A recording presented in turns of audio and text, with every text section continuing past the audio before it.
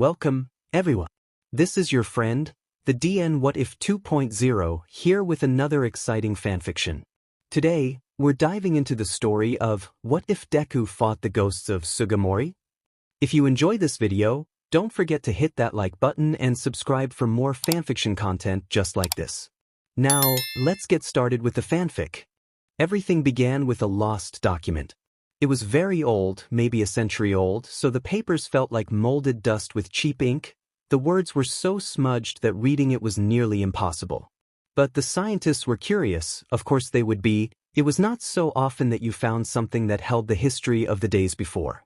Before humans were blessed with quirks, before all the hero stuff, a world that sounded like another planet, not the Earth that they were living on. And what was the idiom? Curiosity kills the cat. And here? Curiosity killed humanity. The point was, the document they'd found was not some ancient medicinal list or a simple psychological profile like one might assume from a first glance. No, the value of this piece was far more intangible than that. No, the document reported an experiment on 7 children, with risky calculations that led to impressive and fantastic growth and gave a brilliant result. A hope for peace and safety, for no more violence, injustice, hatred, or war. A hope for a bond between humans, old and young, woman and man, ran deeper than blood and stronger than the storm, something that would solve every problem in their crumbled society. Something that saved humans. Something good, some greater good. And so the scientists gathered, only the bravest, smartest, only the best, because the cowards couldn't bring themselves to sacrifice such a small cost to the greater good, to the hopeful future. A group of maniacs, using all the resources that they had to build up a giant underground laboratory so the experiment would be safe and sound, hidden from those judging eyes and brainless words. 7 children from nowhere and everywhere, the document, the right quirk, and the device to strengthen it, that was everything they ever needed. And so they started their dream, with endless hope, racing hearts and blinding smiles. And so they started their dream, holding with such despair into that fake hope, no wisdom to its true nature. A sugar-coated, bitter nightmare that hurt people and broke their heart. The Kisnaver experiment. At the beginning of the experiment, there were 7 tags. 7 names, separately written on the cold surface of each of the dog tags. Those appealing, wonderful dog tags shaped into cute forms like stars and hearts and wings and more childish images. Silver and copper and steel, the tags meant everything to them. Something that the children treasured, for there was nothing more for them. They bled the same blood, shared the same wounds, felt the same pain, hurt at the same time. Their minds were connected. The only thing one could use to distinguish the children was the dog tags, and their looks alone. At the beginning of the experiment, there were 7 tags. Then one got splatter-ed with blood and gore, just an accident, but also an end to a blooming blossom that would never know love. And then there were 6. What is the best way to start a new day, or more specifically, wake up from the dream world? Open your eyes and adore the gleaming sunshine that paints the whole room in gold, or taste the sweet scent of flowers in the coming wind, brushing softly against your cheeks and your smile? Who knows? But definitely not by a freaking aching pain from his butt cheeks to his skull, throbbing like he's been thrown down an elevator. And what the ever-living F did she do to her nose? Motherfucking shitballs. God damn it. Bakugo wipes the sweat off his face, already regretting the idea of coming back to Earth. His headaches, a FING concert of rock and roll playing nonstop, try to drill a hole into that thick skull, but Bakugo bears it like a pro and rolls off his bed. It seems like it's gonna be another shitty day. Well, at least he gets to rise and shine even before the dawn. And then the world goes white. F-. This time is not just a simple headache, FING hell. It has grown into a full body pain, like gracefully falling down the stairs and feeling the violent love of the shitty ground, no joke. He can see somehow, the bruises beginning to form, pale purple like violet or lavender. The blonde sighs, deep and sorrowful like a voiceless question to those above, and slowly makes his move down to the kitchen. The fuckers that are all his classmates, or so they say, are mostly asleep, so the only sound is his footsteps and grumpy grumbling.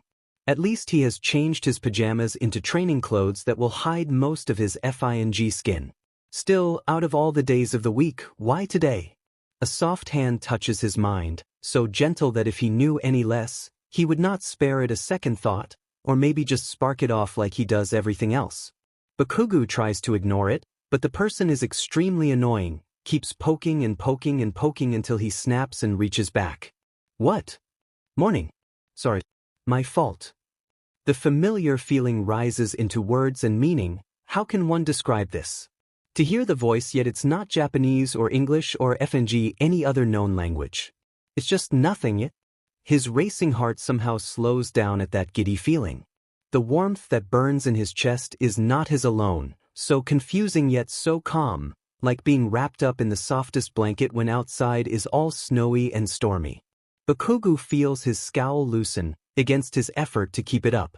FING beach. Fuff. There is no real bite in that curse, almost like a tease instead. If Bakugo reaches deeper, he may hear it truly. A hearty laugh that rings in the air, like silver bells and crackling fire, a sound he hasn't heard since forever, and then silence. Thank All Might, she listens for once. Bakugo looks down to the finished coffee, which he didn't even know existed until now, closes the bond and drinks it in one shot. Disgusting. But the caffeine works, since he feels the drowsy sleepiness swept away in just a blink, and here it is. Gone away, soft to Bakugo, and in its place? FING kickbutt, a-hole Bakugo. That doesn't make any sense, but mind your own business because if he says it then it does. He will make it make sense anyway, just to F people.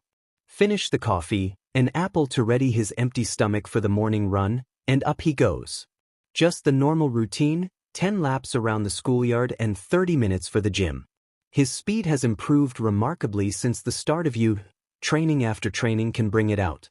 But still Bakugo wants it to be better, to be more, to be so fast no one can catch up and will never be trapped down again. Ket. The voice sounds louder, urgent and strained. For a moment he is so confused. What's wrong with Beach again? She needs help? In trouble again?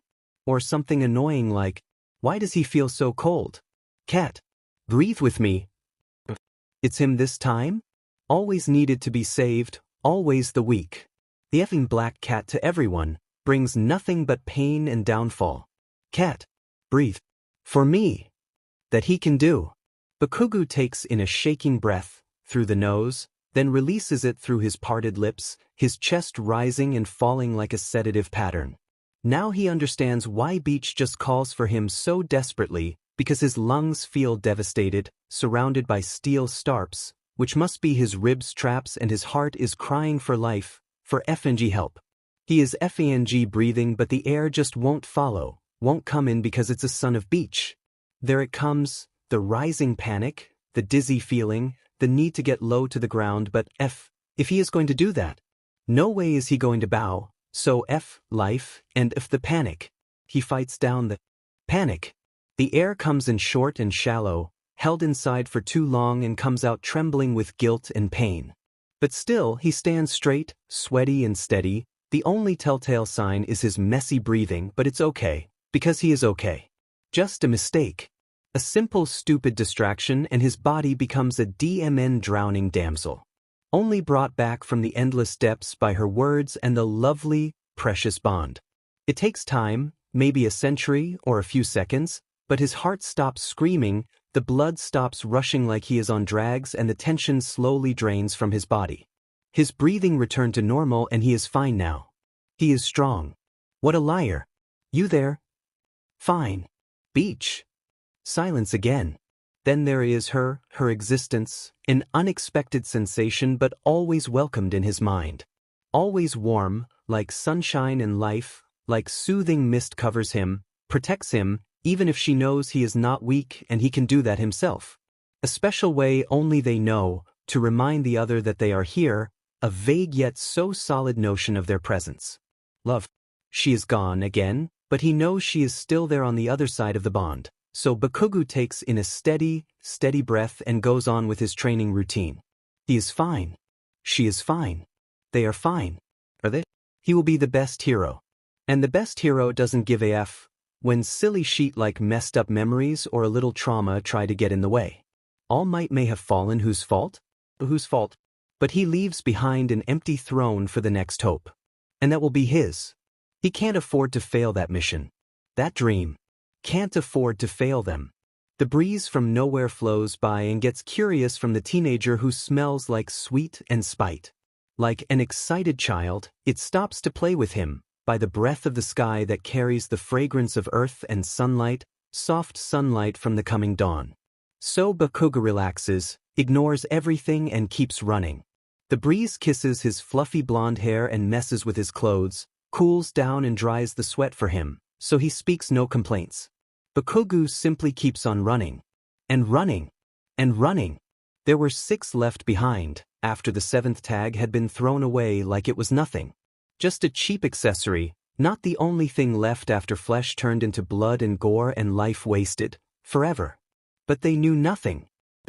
6 little children, 6 people with different personalities, different languages and cultures, but cared and understood and loved and together, forever. Together, forever. Then one choked from failure and weakness. Deemed as a mistake, a burden, choked by the hand of those they thought they could trust, those lied and lied and lied and killed and hurt and, because they were weak, because they hoped. One choked, then failed. The tag was blurred, desperate scratching broke the name carved on it, erased the name. No name left. No name and no grave. Just a body wrapped in white cloth. Tossed into a hole. It was bound to happen and they didn't want to waste time for a funeral or things like that. It wasn't fair. But who cared? Nobody. Who remembered? Now that he was gone, existence summed up in a broken tag and faded memory. How unfair. But nobody cared. One choked. And then there was 5. It's exactly 6 o'clock when he comes out of the gym, burning with energy and wonderful aching in well-shaped muscle. Bakugo doesn't forget his special custom-made towel, one to absorb the nitroglycerin, which unfortunately is both a toxic chemical and his sweat, so he won't accidentally explode anything on his way back to home, the dorm. A private dorm he just moved in, few days ago. It's freaking strange, wake up to a place that's not his but will be his for 2 to 3 years from now. And if Bakugo leaves just a tiny bit of the toxic liquid on his hands so that he can set up the explosion to the place of some grape trash, then well, it's pure accident. There is no way he will do that on purpose. Nope, just nope, don't let anyone tell you otherwise. When he comes back, the dorm has begun to rise with sound and moving and life from all those excited, childish teenagers. The blonde can hear Big Lip's cooking tools move in a lazy rhythm, fresh scent of sugar and butter fills the air, the soft caro of Froggy in the bathroom or panicked screeching of definitely raccoon eyes somewhere he doesn't want to know. For the love of All Might, if this is how the future heroes act like every morning, Bakugo doubts that he will be able to bear their stupidity without committing a homicide. Kaken. Where have you dash? Nope. Nope and nope. His morning is already shitty enough without that stupid face. He won't let it go straight down to hell level. Not today. Fuff. Bakugo snarls. Satisfaction fills up his not-sure-it-exists heart at Deku's flinches and nervous quiver. But of course, Deku never knows when to stop, does he? Never learn to respect people's personal boundaries, always push and push until it breaks and both sides suffer. I'm sorry. It's just I'm worried and so is everyone because the last time you disappeared it was a big trauma to all of us and right now the villains are strongly active these days so dash. Deku. One word, sharper than knife and colder than steel, cuts off everything that fucker is going to blabber more without any second thought. His light mood is all gone now, with that FING move of the green hair boy. How dare him? How dare him? Deku must be so smug, after rescuing him from that garbage, must be so FNG high on the feeling of pushing Bakugo down and down to where he belonged to. He must be so proud and stupid, dare to throw that disaster to his face. Or maybe it's his way of revenge. To tell Bakugo straightly, everything is his fault. Always his fault, isn't it? Don't make me repeat myself. F off or I'll kill you. The blonde slams Deku back to the wall, viciously, red eyes darken like the bleeding sun, narrowed, rigid, empty and cold and so full of hidden rage. Deku. The poor boy can only hold his throbbing shoulder, unable to break eye contact. He can't speak, knowing it will bring only danger and more rage toward him. Words stuck and twisted on tongue into meaningless sound, taste like ash and guilt, so Deku only nods. Bakugo releases him, turns around and walks back to his room. If his footsteps are loud and heavy with all the tucked-in emotions, no one is dumb enough to protest against it. Some of the extras only look fearful as the living bomb walks through. Like he would waste any FING time on them, useless fuckers. Changing into his fresh, clean, and warm uniform is a relief, which lowers the level of his anger. Bakugo deeply sighs, sounding like a FING bull, trying to remember what he FNG forgot since Deku's existence messed up his brain and FING breakfast. Now this is a real pain in the butt, isn't it? Going back to the kitchen and getting his blood boiling just by looking at Deku's shitty face. Or staying in his room until the time for class and being starved for hours. Well, at least he can chew on Deku for a snack. That sounds disgusting, but his teeth may need the exercise, and the fucker can have a thick as F skull. Consider his dumb thoughts and bullshit belief in fairy tale endings and hope. Troublesome. Throwing the school bag over his shoulder, Bakugo grumpily walks down to the kitchen one more time. Lucky for him, the universe finally shows that it's not a total trash beach, because Deku has already F'd off to somewhere he doesn't care. Four Eyes is looking at him with disapproval carved deeply into his eyes and his face, because Deku can't be wrong and he is always the one at fault, right? Because Deku couldn't shut up and learn to respect him, it's all his fault, right? Baku bro, what makes you so grumpy? It's just morning. Kirishima greets him with sunshine and rainbow, his grin so bright Bakugo thinks he should get sunglasses. This is his life now. Don't talk with food in your mouth, shitty hair. What did Midoriya do to make you beat him up, bro? Kaminari chirps from the other side of the room, the bowl of sweet cereal secured in his lap as he sits on the big sofa, shoulder to shoulder with Siro, who looks like he's so close to fall back to the land of dream. What is FNG wrong with them? Whoever stays up till the dawn when you have school in like 3 more hours? Being Deku. The fridge is full of trash food, snacks, and cheap ice cream. And who in this holy world put those disgusting bars of all sugar and not chocolate here? If Bakugo has to take a single bite, he will scream. And is that cold soba? All Might helps him. At least there is fresh vegetable and eggs, with decent quality, so he will ignore it. For now. Bakugo makes a simple salad with soft-boiled eggs, because he cares for his health, unlike those extras. The blonde did consider omelette, then shrugged it off. Maybe dinner, now he just wants something light and soft. Right at that moment, his sense of taste is attacked by a bomb of flavor. Bacon, and a perfect one, perfectly crisp, perfectly salty, a light touch of hot sauce mixes with butter. Bakugo can feel his tongue liking around his mouth, savoring the taste, feeling the greasiness in his teeth and down his throat, happily. Yummy. Of course. It's her, always her, his Beach, who cares and cares, not by fake words and fake honesty. Beach must sense his bad mood, so she picks bacon, a comfort food to both of them. It tastes just like how he wants it, like smoke and fire and lonely days and hugging and silly smiles. Comfort. Bakugo laughs under his breath. Cold eyes melt into something soft he will never show to anyone else, something he swears he will bring down to the grave, a forever secret. He picks up the soft egg, takes a bite and enjoys when bacon and egg mixes into a perfect harmony. A way to say thank you. A way of showing support. Yum yum. Childish, Bakugo sends to her, continues with his healthy breakfast, for once not bothered by the stupid noises around him. Just lean back on the counter, chewing the fresh tomato and sour sauce in the salad and feeling some random bursts of emotion or thought in the Beach's head. That stupid, nonsense head, who chooses the lover in Maybelline lipstick? Can't she see how divine wine rocks like a real queen? Bakugo! Right after he finishes his salad and moves on to tell her that no, you don't draw eyeliner thick like you are using a marker, Raccoon Eyes dares to shout his name so loud. Bakugo closes the bond and looks back, annoyance shines in his eyes. Wanna go to school together? You haven't finished that trash. It's not trash. It's sweet rainbow cereal. And pretty please see. Trash. What the F is sweet rainbow, some alien food. He is going to reject, like he always does, but her sad eyes and pouty lips stop him from doing that. Raccoon eyes is not a real pain. Her bubbly side is too much, and maybe his brain has been seriously messed with since that fateful day. Those shitty villains have used some quirks to cut down his brain cells. He is dead sure of it, because Bakugo hears words from his very own mouth, and that is not what he was going to say. Eat up and we will see. Bakugo clenches his jaw, looks into those golden eyes for some hidden devious lie, some FNG prank to lie to Bakugo, and then laughs him off with a smirk, saying why will they invite him to walk with them or stuff like that. He sees that too often. In the eyes of those he had thought of as his friends and should have known better.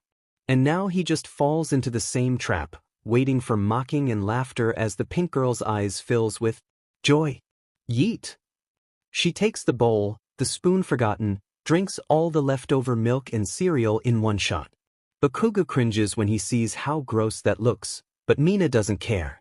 She stands up so fast and screams, "Oi, Kaminari! Hurry up or we will leave you behind.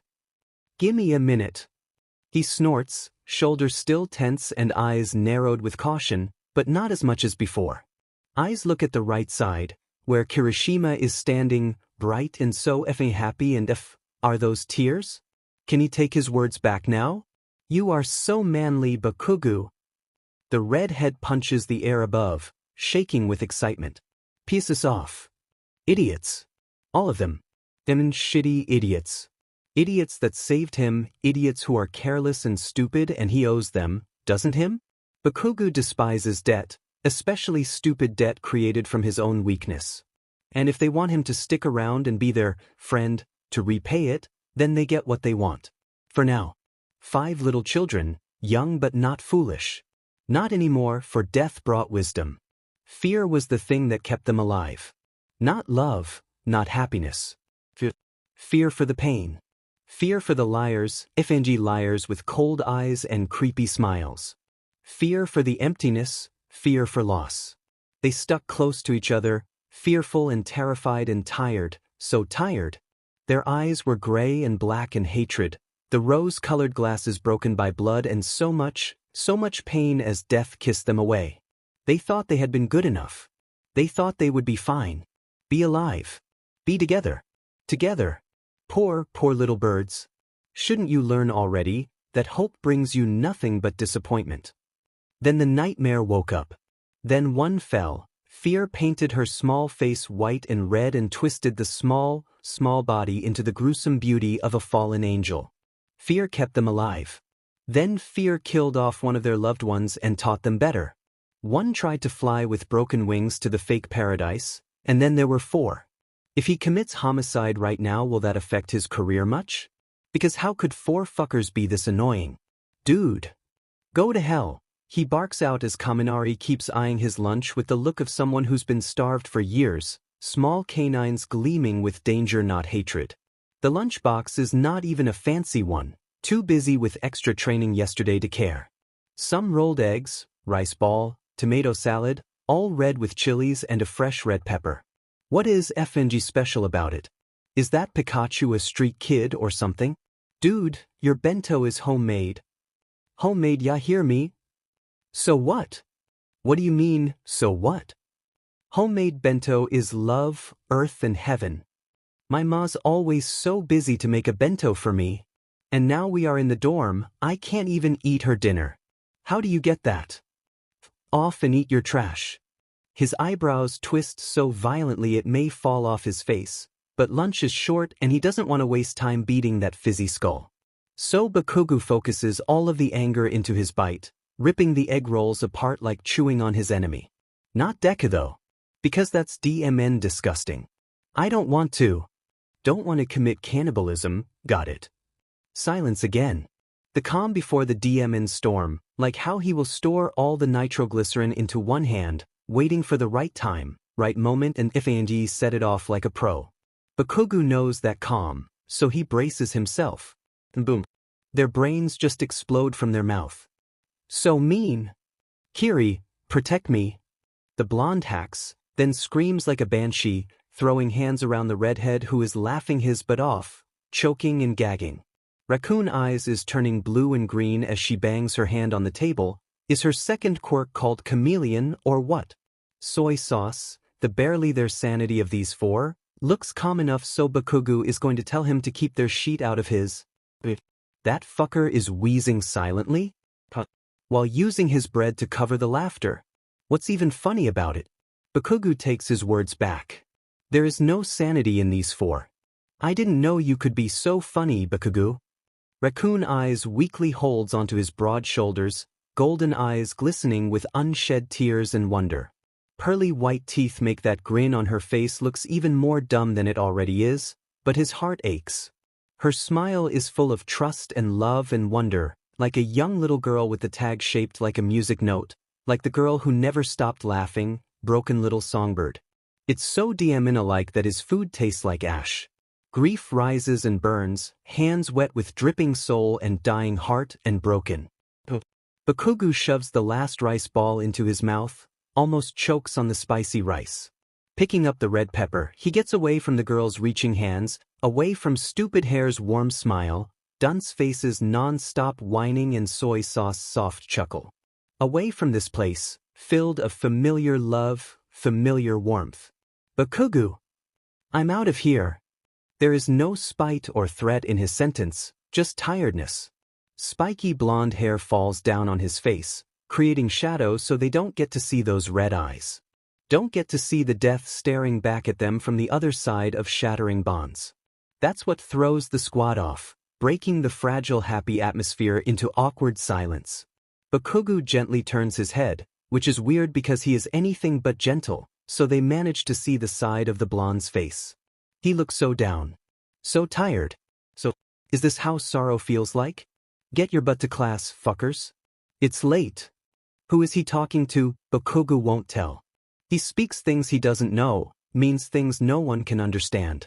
And he wants it to stay like that, a secret. An ugly skeleton in his bloody closet. Forever. For children learned helplessness. Learned hatred and distrust. Their innocence was buried with tiny corpses of their friends, their souls blend into one. Those people were happy. Excited. Because their friends were dead and they were 4, not 7.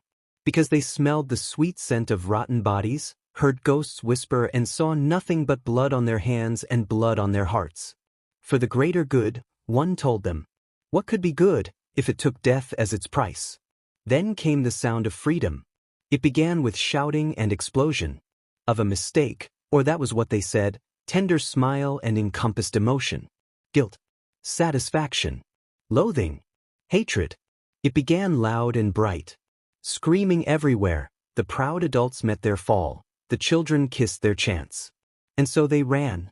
And so they held on to that little promise the fire blessed them with, of no more cage and no more lying. But you could never get something that priceless from nothing. So one stayed. A sacrifice for the enraging earth and vengeful ghosts, so her friends would be safe and sound. The little child stayed, never left that cursed lab, bones white under the earth and ash gone with the dawn of bitter hope. One sacrificed with a smile. And then there was 3. Bakugo doesn't remember how he walks through this awful day. His brain keeps zoning out, into the deep mysterious space. To the skyline full of cloud and shapeless smoke, feeling red and blue from the glowing sunlight and humming breezes. The teacher's voices sound so far away, drown in fire cracking and nonsense whispers. He has stopped wondering who the voice belongs to, stopped trying to figure out the hidden message behind the blabber and blended words. Instead, just sit there and listen to the past that will never leave. Then rings the bell, and he hears freedom. Obaku dash. Before Shitty Hair or Raccoon Eyes gets a chance to ask, Bakugo jumps to his feet, shoves all the textbook and paper into the bag in one move. He disappears in a blink, leaving some pouty faces and worried eyes behind his back. Nope. He won't listen. Won't risk another chance to look at those a-holes and feel these awful aching in his chest. Just no. Right when he enters the dorm, quiet and peaceful, Bakugo runs to his room, locks it with the cautious of a victim hidden in the house full of murderers. After making sure that the only way they can enter is breaking the door, And if they do that, he can just explode their faces without getting into trouble. Bakugo feels the tension bleeds away from his body. The deadlock grip on his school bag loosens, allows it to fall down the floor with a dull, loud as F sound. Bakugo hears nothing but the whisper. Louder and louder, first a deep miming like the walls pressed against bones and flesh, then comes the weeping. It's not loud like a screaming child or a mourning woman. Instead, the weeping is so quiet. Small sobs and hiccups echo from a torn throat, eerie, terrifying. Bakugo wants to cry too. But he will not. He doesn't have the right to. When will they stop? When will they rest? Why do they wake up now? After years of staying under, thousands of denying, why now? Bakugo. That's right. Because of that accident, right? How he is still weak and foolish like the young boy knows nothing better. Because of them, right? They're why his heart swells up. Their smile and love like a blanket, a comfort, their openness to accept him as he is. This proximity, because he feels so good being this close to them, like he used to. They are the literal sun, and yet, somehow, burns don't leader his skin when he touches them. When they touch him. But he should burn. Because Katsuki is not a sun. He's the vacuum of space that distances them from everything else. They shine with an innate love, and Bakugo has no love to give. No pure, sweet, gentle love. No more. No more. No more.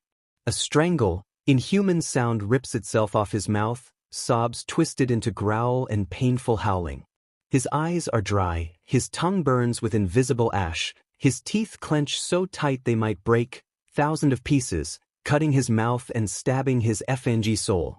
He wants to run away from this place, runs away from all these extras. Want to write their names on the papers and watch them shrinking down the muddy water, because there is no grave to kneel and beg for mercy. Want to cry until his lungs give up and blood replaces salty tears. Want to bleed all his heart out until the ghosts satisfy and the pain comes back. No more emptiness. No more silence. No more death. He does neither. Bakugo simply sits on his soft bed, still in the uniform, staring blankly at the wall in front of his face. Arms red from how his own fingers, trying to get rid of the remaining blood, unconsciously scratch until skin breaks. The tremors crawl up his whole body, waiting to be blown away. He closes his eyes, closes his heart, and weeps. He is so effed. So utterly effed up. There left were three, survived and young and broken and free.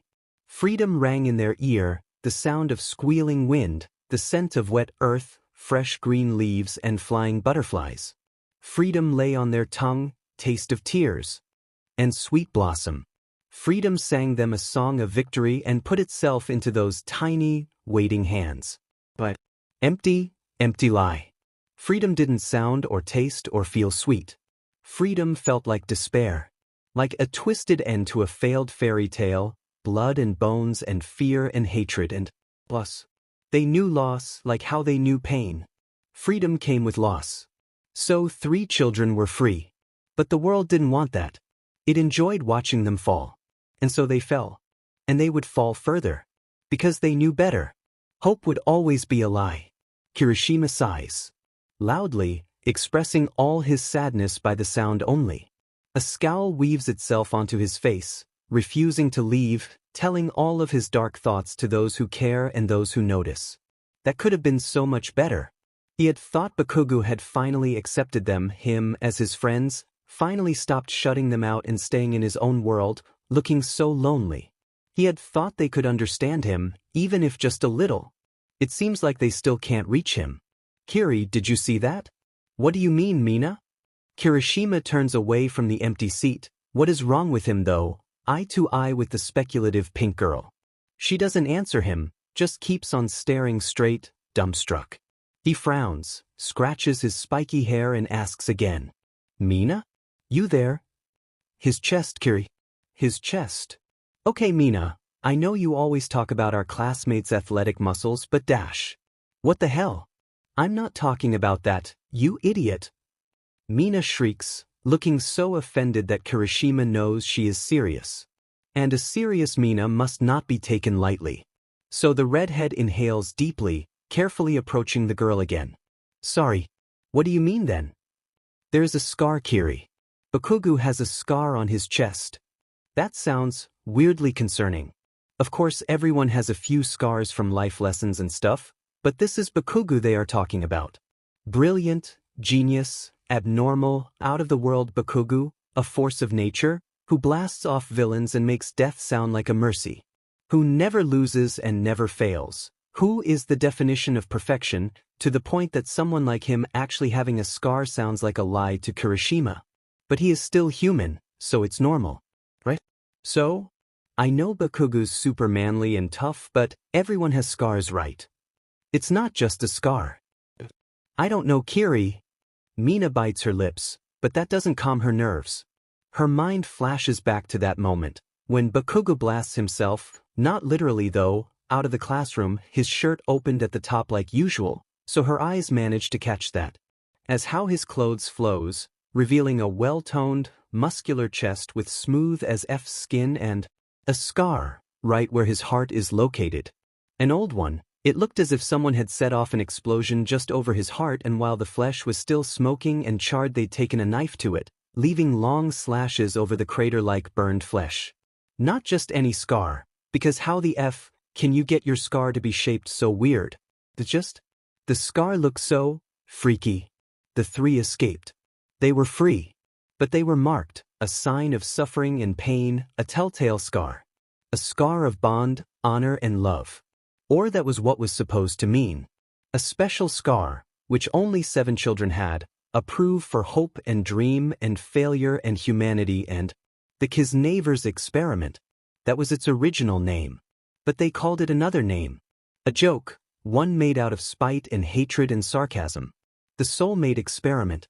Hell seems to have finally lost its sheet, because the ghosts won't be quiet.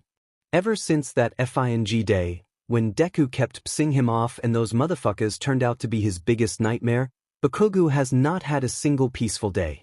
Let's ignore the brainless media that firmly believes that other heroes are dead and All Might's retirement is the beginning of apocalypse, because they have always been such a pain. Can't they see how the heroes are trying to stop everything from breaking apart? How pain fills their eyes and tension crawls all over their bodies. Can't they see? Right. Their eyes are rotten with their own needs. How can he forget? He will never forget. The dead keep roaming the land of life, and all he wants is for them to leave him alone, just a day. That is selfish and a dirty thought to have, but Bakugo can't help it. The whispers, sometimes laughter or screeching, can be too much. A sharp laughter, like a knife striking a shard of glass, steals his breath. A scream shatters glass and carries the scent of burning flesh. An exhausted cry, from a mouth which will never open again and words left tainted with cold ash, his ever regret. He doesn't feel like himself anymore. The bonds are gone. Dead takes them and turns them into its most precious accessory, bloody red and scorning hatred, yet his mind still remembers. His eyes catch something red and sharp, Kirishima's hair for example, and he can't stop staring. Jiru's humming rings in his ears like a lost melody, and Bakugo sings it like a lullaby for the endless sleep. Kuda talks to the bird and flying creature and he longingly misses how the wind brushes his skin higher and higher. Ashido giggles when Kaminari panics over something as stupid as Kirishima's Crocs and his heart jumps to lie on tongue, waiting to be vomited out with 1,000 apologies and mistakes. Everyone starts to look at him weirdly now, worried and scared, but Bakugo doesn't care. He can't bring himself to care. Is he really here, or it's all a lie? Like how freedom is a lie and hope is a lie. Beach is the only thing to keep Bakugo away from the grave of insanity, but being that clingy sounds effed up, so he locks his hands away and drowns himself in memory and reality. Everything feels like lost fragments of a dream, a nightmare. In one moment he wants to get rid of it so bad, and in the next all he can think of is holding it tenderly, like his life depends on it. That sounds just right. All Might's fall, an empty throne, another thing to add into Bakugo's black cat effect. Destruction and pain, he makes his loved ones bleed, because he has no idea how to be gentle. For he learns hatred before he learns love, just like those liars want. Life hates him with a passion. Death his dearest, always here with him, fleets through his life and waits until his grip loosens, waits for him to fall. Bakugu, you don't need to try that hard. Rest, overworking will only bring harm to your health. Young Bakugu, don't worry. Things will be better now. Liar, the ghosts tell him again, trapping his tongue and breathing cold air on his ear. This is really unhealthy and messed up. Bakugu doesn't complain. He endures it with all the strength of a prisoner, endures the weight of a slowly approaching death penalty. He endures, he listens, and he stays quiet. Beach is silent today, which is not a thing to worry about. She has her days, he has his. Even if the bond which connects them makes it easy to meddle in others' stuff, they still know how to respect privacy and things like that. He is not shitty Deku, for All Might's sake. The class is noisy, however. A normal kind of noisy, which is oddly comforting. The enthusiastic in Mick's voice when he sings some random song, probably Disney good taste, he must say, All Might's passion even if his words smell like blood and bony fingers moving, sharp knife cuts Bakugu's soul to pieces and pieces, Aizawa's strict eyes, no sheet attitude. His classmates thrilled talking when they have free time, they try to be soft but never succeed, about nonsense sheet. The girls move to Hagikure's seat to talk about fashion, dreams or things. A black dress from Chanel's year collection, a true masterpiece that unfolds a story of forbidden love and tragedy in the heart which used to be a lovely scarlet, says Yayarozu. A model who rocks the red carpet with her sassy hips, goddess beauty and pouty cherry red lips. Bakugu thinks he knows who she is, one of his hag's friends, a badass with fire in her eyes and determination in her smile, head up and high like how a lioness holds her pride. A portrait of beauty and feminism. Too bad he never remembered her name. I know that model. He perks up, slightly, expression pinched with clear annoyance when he sees Minetta's disgusting drooling smirk. I mean her melons and but dash. The woman has his respect, truly, so Bakugu doesn't hesitate to put his foot on Minetta's head, violently as usual, as his lips curl back into a dark snarl. Enough with your sheet, grape sheet. Don't pretend, Bakugu. Stay true to your manly heart, who won't want to touch those budash, a loud smack. He doesn't use his explosions, just pure strength to whack that bestiardi's face in his deck and knock him out. Bakugu can hear Jairu's pleased whistle and also pretends that he does not notice Tsu's happy, Karo. He doesn't do this for them, those DMN extras. Thank you Bakugu-chan. We really appreciate it. Don't thank me for things you can do yourself. Bakugu rolls his eyes, scrunching his nose when he lifts his foot back on the desk. Trash, useless piece of trash. When will that mistake of God learn?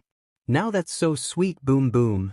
Ashido laughs, leaning back on her chair and almost falling face down on the floor. The only thing stopping her from breaking her nose is Bakugu's unexplainably monstrous reaction. Basically, he just twists, flexible like a snack, his knee slamming against the back of her chair, strong enough to keep it steady, and puts it back on 4 legs. The chair has 4 legs for a dim reason, raccoon eyes. Her sheepish yelp just makes him even more annoyed somehow. How old is she? 2? You mother drop you when you were born or something? How did you know? Can he jump out of the window now? Karo, I don't think he means it like that, Mina-chan. Tsuyu speaks up for Bakugu, giggling as she watches those red eyes, not as cold as they used to be. The frog girl must be able to pick up some of his thoughts, because the sound grows louder.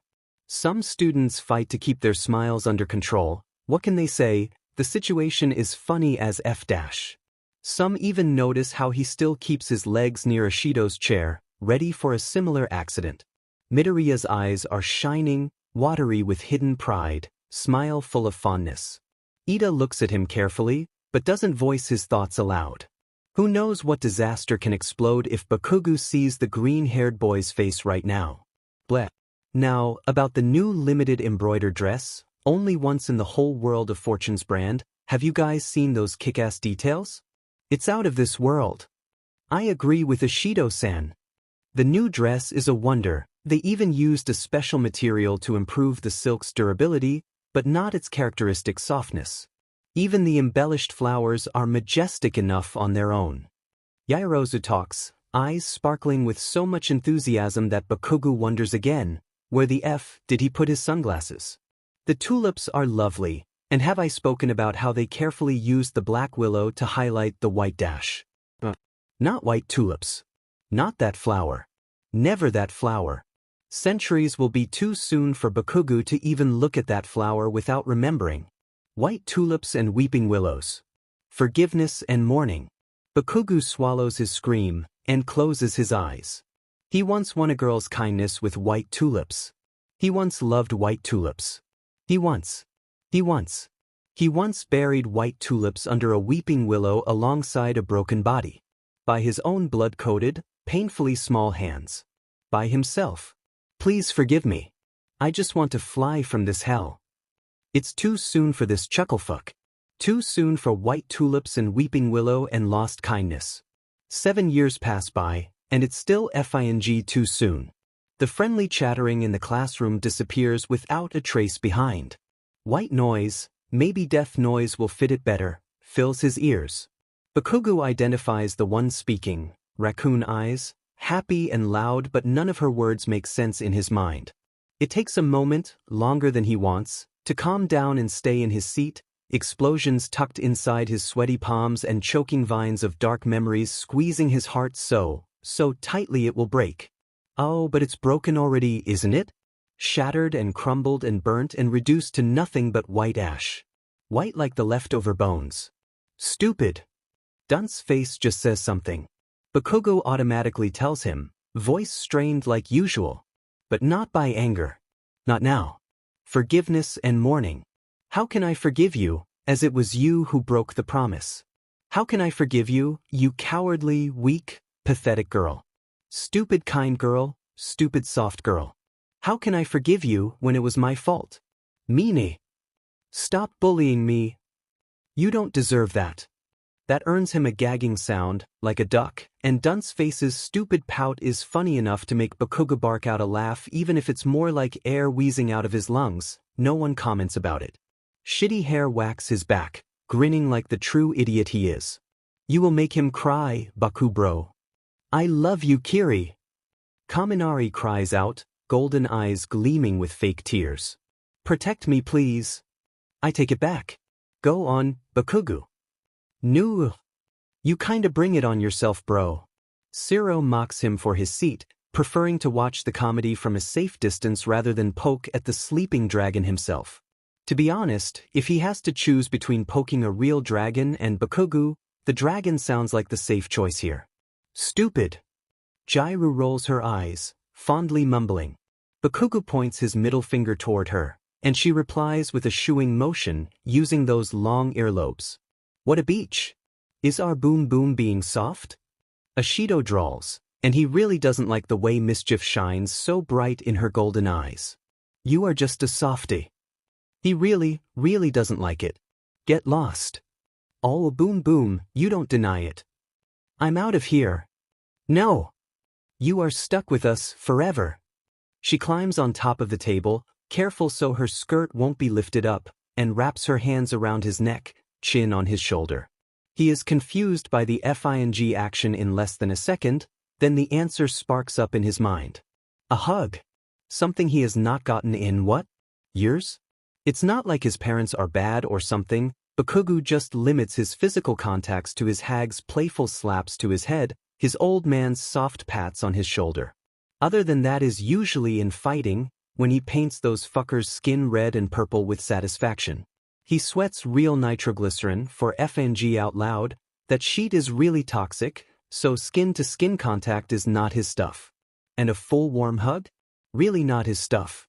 But now, when chill sneaks up his spine, spilling dizziness to his mind, dreadful familiar, a hug gives him something he will never admit that he misses. Warmth from a beating heart, a living body. Her heaviness presses against his hollow chest, fills it up with cheer and happy. Bakugo won't say it out loud, and he will always deny for the rest of his FING life, which is not really long, maybe, but when Ashido touches him like that, he sunks into her body heat, ashamed but tired. For a moment, the ghosts are quiet. But he doesn't allow himself to drown. Bakugo counts to 3, inhales, then pushes her back to the chair, as gently as his bloody hand can. The pink girl doesn't notice anything, just laughs it away and winks at him. I know you love me. I don't. Meanie. She is right. You are so mean. That's right, Bakugu. Soy sauce decides to humor them. At least show us that you have some decent humanity left in your icy soul. Who said I do? Bakugu. From the corner of his eye, Bakugu can see Tokoyami shake his head, mumbling about the craziness from the forbidden abyss. Shoji chucks, one of his many arms patting his friend's back. Jiro turns around to Koda. Poor boy doesn't know what to do in this chaos, and complains without a bite in her words. Aoyama, that boy with strangely sparkling eyes, just sighs and raises his hands to the god above, asking dramatically why must they punish such an angel like him, or some trash like that. He doesn't pay attention to those fuckwits, not now, because there is someone standing out from the corner of his eyes. Someone who shouldn't be here, as the numb sensation spreads from the tips of his fingers, nails aching painfully. Someone who couldn't be here, as the silence in his ears is burning his heart, almost unbearable. A young little girl, only 10 or so, eyes pale like the ethereal sky from a cold spring day. Soft moonlight shines through her iris, a gracious beam withholds unspoken thought that he will never understand. Her skin is porcelain white like a pretty doll, but her neck bent in a sick angle, almost falls off that tiny body, and Bakugu knows how it feels to touch the bones poking out of the skin, like how he knows the blood on his hand. Her legs are twisted, and her favorite white dress is decorated with red flowers. White tulips and weeping willow. Bakugu sparks the nitroglycerin in his palm away, but the wetness stays. It never leaves. She never leaves. What do you want? Bakugu whispers, or does he? Maybe he is thinking, using his bond to talk to the dead, even if the only thing he can hold on to is emptiness. But he just hates the silence so bad, even if he asks for it himself. Why are you here? She is quiet. That's wrong, because even if her kindness is gentle and her smile soft like spring, she is never quiet. Singing and laughing and caring and loving all of them, demanding attention just by her look and embracing them with that fragility, like glass and crystal. That's why it cut him so deep when she broke. I hate you. Bakugo locks down the rising bile in his throat and declares, because the idiots around him are just swooning about love and friendship again, but he doesn't care. He can't look away from the mess on her head, dark locks tangled with dirt and blood, and the white ring of flowers stands out strikingly. She had always been a beauty, even if heaven rejected her and made her fall. Karo, Ashido-chan's heart is broken. Tsuden, I'm dying, save me. To prove that Tsuyu words are true, Mina hides her face in Hagekyu's shoulder, not that it helps much, pointing at him all the time. Where is my knight? Protect me from this Jirke. The knights are dead. Kaminari sings from Siro's lap, like a dolphin. Ida drops his face in his hands, giving up on taming these beasts. Uraraka laughs, then tries to comfort her dear friend. Midoriya is looking at Bakugo, hands fumbling around nervously, but he doesn't say anything. Because those 3 words have been Kaken's mantra since he was 9, sharper than a knife and stronger than All Might's punch, leaving him confused and scared. And now he is saying it again, same dark red eyes, same scowling and hissing like a cobra preying on its victim. Their friends don't understand. Bakugo doesn't mean it like a joke. Kaken. That's not nice. Shut up, Deku. Bakugo pushes the nerd away. He isn't his priority right now. She is still there, standing near Ojiro's desk, eyeing him with that haunted smile still carved on her lips, forever. She used to be older than him. He was 9, she was 10. He wished he would surpass her, because he would be number 1. Be careful of what you wish for, they said, but he didn't listen. Now he is 16, she is 10. Forever 10, forever young. He got what he wished for, doesn't he? Bakugo wants the ghosts to keep screaming. To shout and laugh and cry and beg and roar, madness in their eyes, fury in their voice and malice in their icy touch. Anything, to drown her silence away.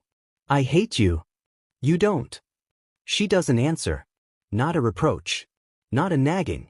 Nothing. She looks at him and smiles. But she is silent. Forgiveness and mourning.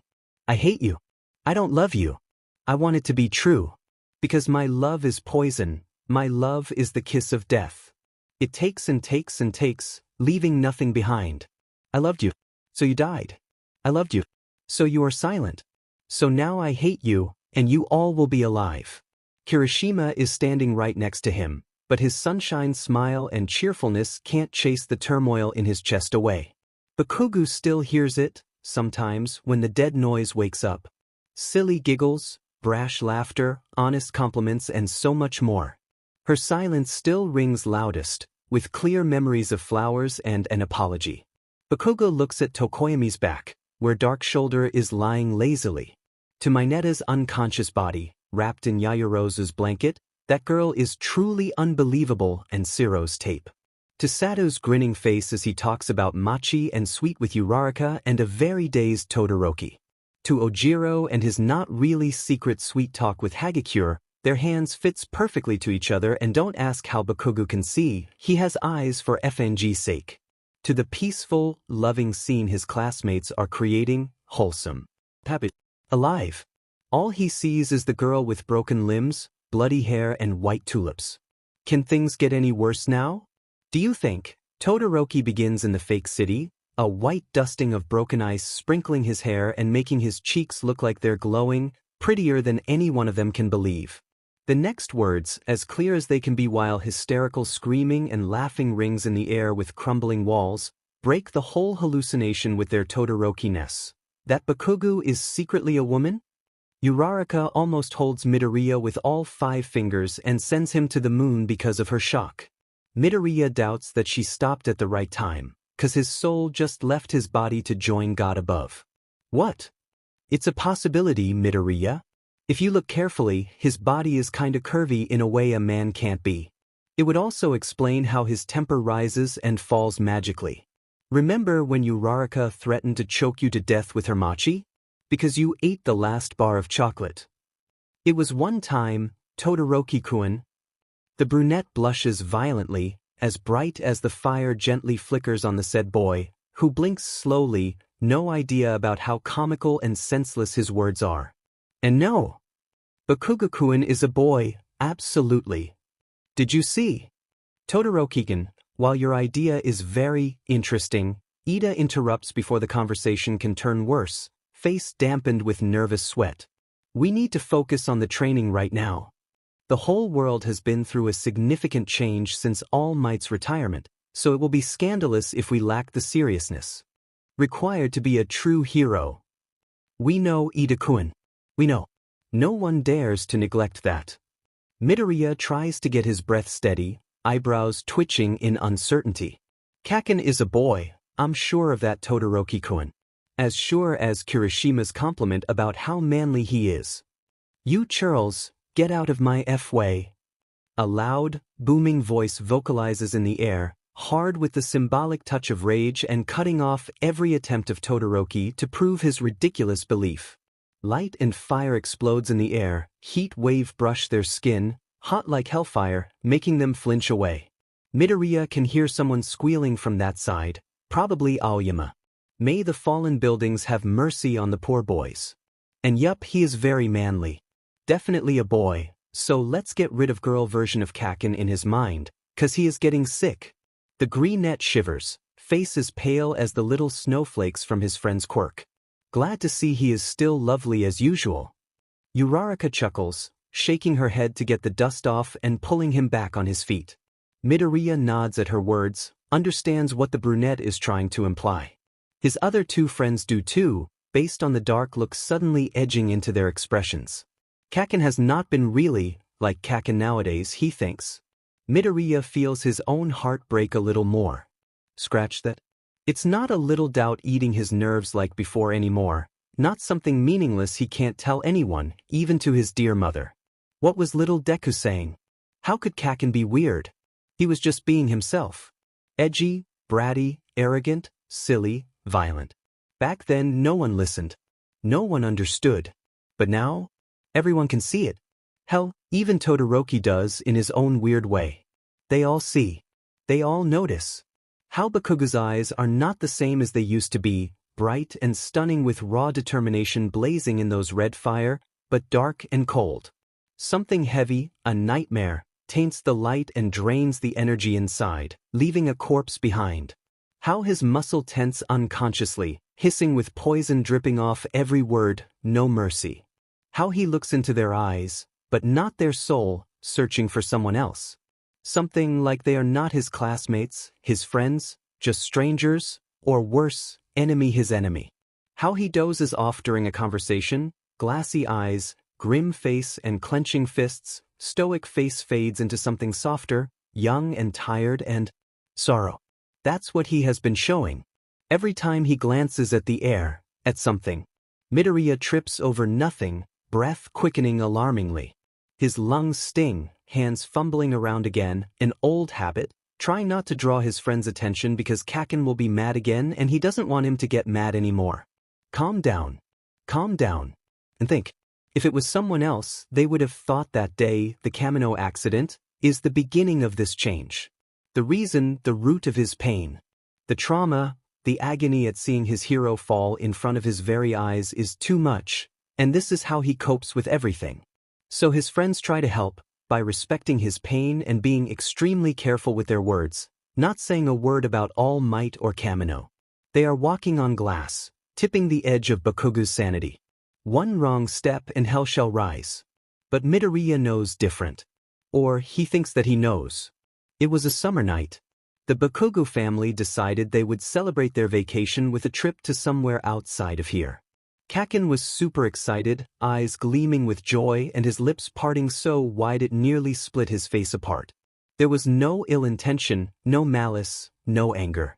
Just joy and pure happiness, because he got to go like a big kid and he could see so much different heroes. They were still friend, even if Midoriya was quirkless and ignored by other kids, Bakugo was still his friend. A pinky promise, made to keep, not to die. See you again, Zuko. Kaken, remember to buy me a gift please. I will. Midoriya had stayed, watching the car drifted away, until it was all just a little over the golden horizon. He pouted to his mother, who giggled and brought him a vanilla ice cone. Then they returned home and he kept on dreaming about heroes and All Might. A few months later, Kaken came back. He had that weird look in his eyes, like the dying light when the sun set. But he brightened when the greenette approached, so Midoriya hugged and dragged him to the playground without a second thought.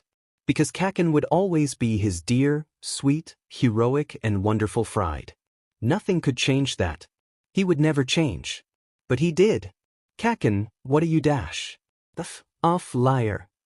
He watched, in horror, when the blonde threw a fit at an adult with a lovely smile on their face and sweet candy in their hands.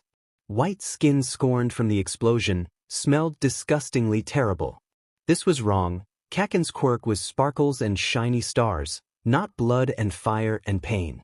The adult screamed, a vulnerable victim under a monster's paws. I will kill you. Get away, liar. Kaken turned to look at him, and he screamed too. Kaken wasn't Kaken. Kaken was joyful, proud, loud, bright, brilliant. His Kaken couldn't be like this. A dying flame, a violent beast, screaming at everyone who dared to anticipate his space, his world. His eyes were charred, his hands sickly sweet with nitroglycerin, a ready weapon to execute any intruder. He learned to bare his fangs, raise his hands and burn everyone around him, even his parents. Even his Zuko. Midoriya was so scared, so he ran away from Kaken. Tears racing down chubby cheeks, wobbled legs, crying for his mom and, Kaken is cruel and mean. His mom comforted him, sweet-talking, and the same vanilla ice cone. It tasted like dust and tears, like the burning skin from Kaken's power.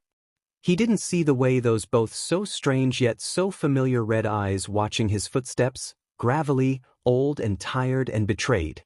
The blonde looked back at the frightened adult, crushing the candy smelled of sick medicine and lies coating it, like how he crushed his little heart, trying to be free, trying to be the little boy without blood and death and loss and pain. Quirkless. Stupid. He wouldn't survive in this cruel world, and Bakugo didn't need his heart gone again. He didn't need to be close to someone who wouldn't understand, someone soft and kind and weak and full of broken promises and doomed to die. Kaken never called him Zuku again. He sighs, a weary sound, trying to keep the tears from running down his face like a demon crybaby. Hands sweep them away quickly while he carefully side-eyes Ida. Midoriya smiles at his friend, so close to opening his mouth and giving him empty comfort, until explosions reach his ears. 3 pairs of eyes snap up, looking at the tall building. A surprise dawns on their faces. Kaken! The blonde doesn't pay them attention, blankly staring at the air next to him. He crooks his head to take a look, ready for the purple head of Mineta peeking out, or maybe Hagakure, because Bakugo always knows where the invisible girl is, which is impressive even if it sounds creepy as hell. But there is nothing. Just dirt and bricks. No sign of people. The little girl didn't appear from nowhere, nor this was the first time she stepped into his life. It just wasn't usual as it is now. She often haunted him. A walking nightmare. A reminder of what he'd done. How he'd failed. She wasn't real. She wasn't there. Not in real time. She died so long ago, but he still saw her sometimes on his terrible. When the nightmares persisted and he woke screaming from sleep. Voiceless and quiet, because noises were weaknesses, noises were bad, but the terror was so clear it spoke for itself. But she came randomly, rarely, so he pretended it was FANG normal. It was fine and he wasn't bothered. Now All Might had fallen. Because of him. Because of his flaws. So those walking nightmares had worsened. Raged against the dying light and stirring monsters. Memories of words and visages that might visit him every once in a while, now waiting for him around every corner. So is the little girl. Just as evil as others, because she didn't leave. She never leaves. I hate you. Bakugo ignores the people and scenes around him, blankly tells the girl. She smiles, still and sweet, but Bakugo doesn't. He needs sleep. He needs time. He needs to be away from her. But none of those things were willing to lend themselves to him. School needed him now regardless of his needs, and she would never let him go, like how he did. And Katsuki wasn't the type to say no. Todoroki clicks his tongue softly, eyes narrowed, annoyed. Ice begins to form at the tips of his fingers, an ugly, crappy hammer. Before anyone can stop him, he violently slams it against the brown wall near them. The loud cracking attracts the attention of some students near them, but Bakugo doesn't move an inch, still like a statue. What's wrong with him? He has dozed off, like 100 times today. Uraraka mumbles, lips pursed tightly. Ida nods, completely agreeing with her, remembering how the boy didn't really look at ectoplasm when the teacher taught them about trigonometry, something that required strict focus and lots of brain cells. He kept looking at Ojiro's tail, to the boy's confusion, and Ida had been ready to call him out, if not for the odd look in the red eyes. The same look crumbles his expression and taints his look into something ugly, something heart-wrenching. You look like he is in pain. Todoroki says, as calm as he always is. The twitchy hands and blazing fire betrays him though, revealing the anxiousness they all feel from Bakugo's improper gestures. Heterochromic eyes widen in realization, voice so soft it's like a dream. Bakugo! He is hurt. Uraraka gasps, hands clap on her mouth tightly, too shocked to attack Todoroki with thousands of questions. It takes her a minute or two, but when she speaks, Midoriya admires the way her voice cries out steadily. The burning determination makes her words sharp and strong. How do you know, Todoroki-kun? And what exactly did you mean? Bakugo-kun is in pain. Todoroki turns to face them, and Midoriya is reminded of the darkness lurking behind the closed doors of Friend's house. The scorching skin, the ugly red mark, a tragedy, a pain that forced him to grow up faster than most of them. I can't tell you how, Uraraka, but I'm speaking the truth. He knows. He sees. He understands. He doesn't overlook. They don't overlook it. It's not his imagination. Not his fussy thoughts. Not him overthinking silly things.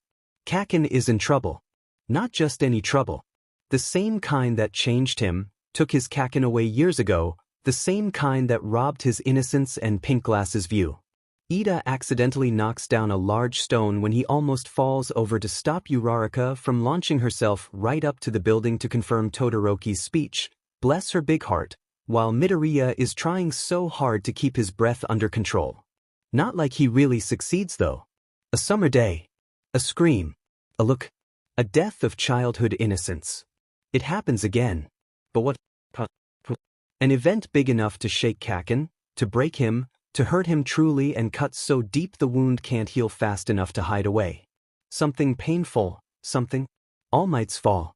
The battle. The Kamino incident. Of course. Why does he think Kaken is okay?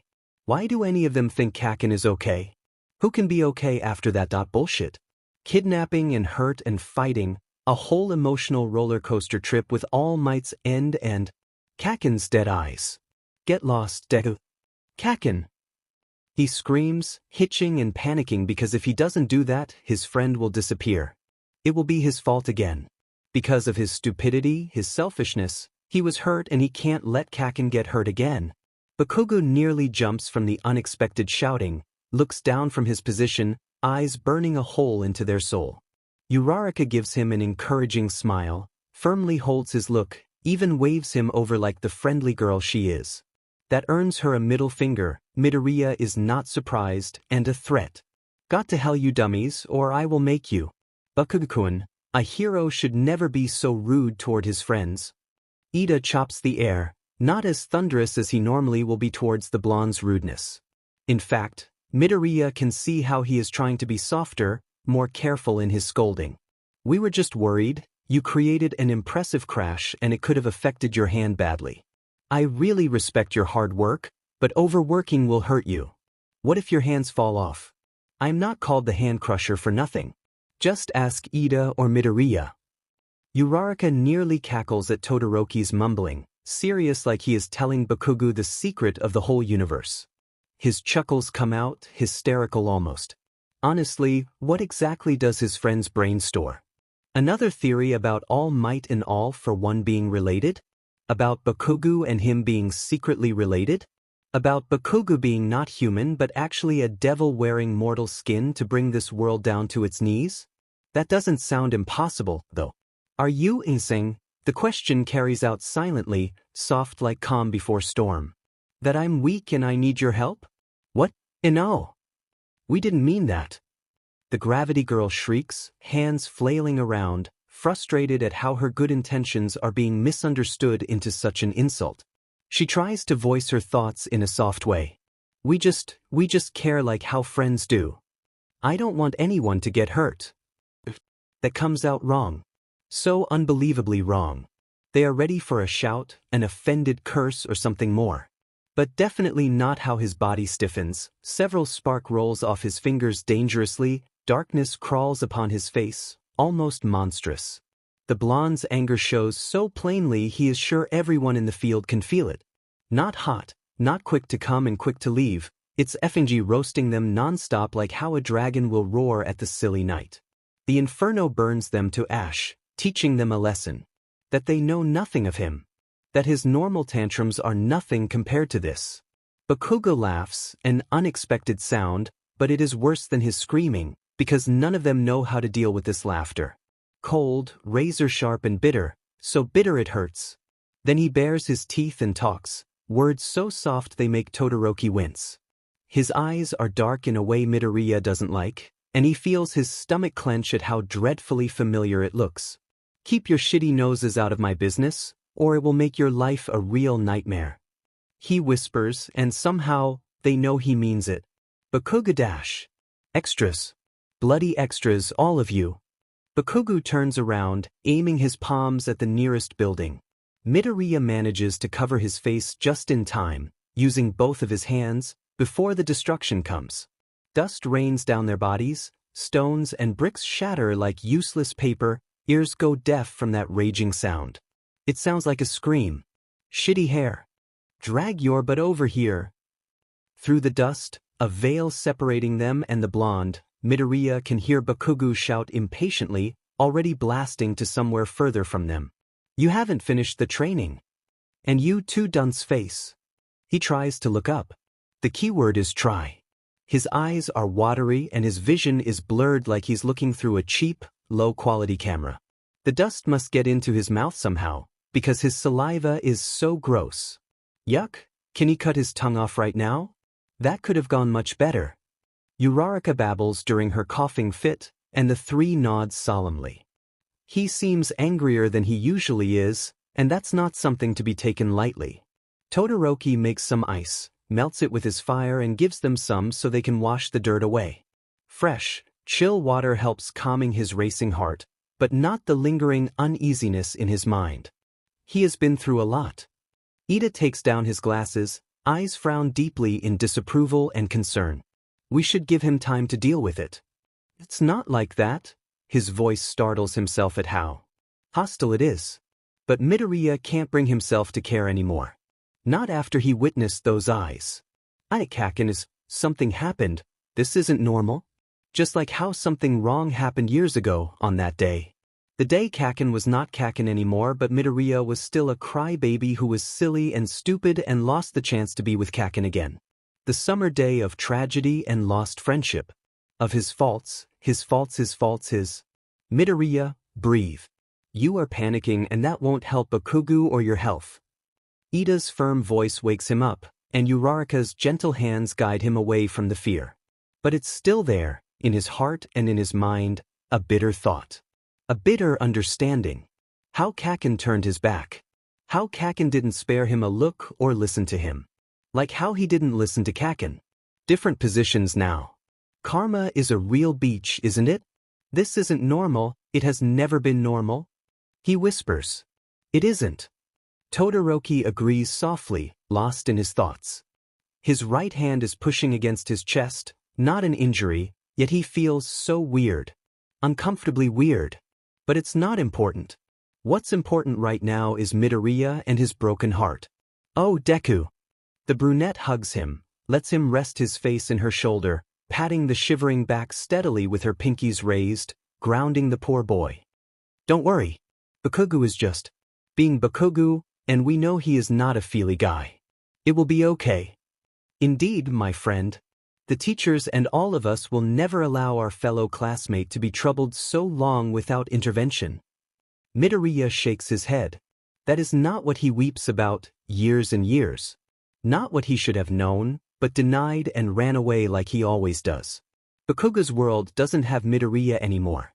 His childhood friend had become a stranger, raged against his help. This was wrong. They shouldn't be like this.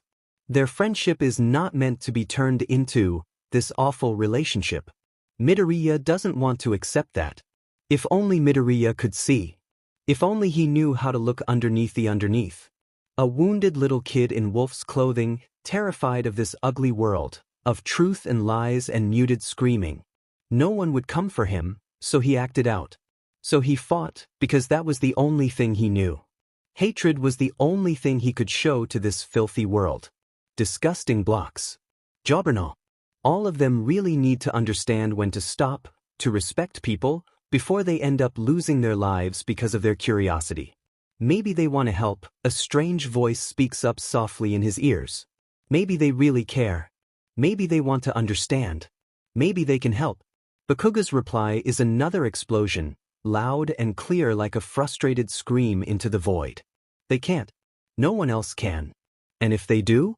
Why FNG now? Because they want to mock him.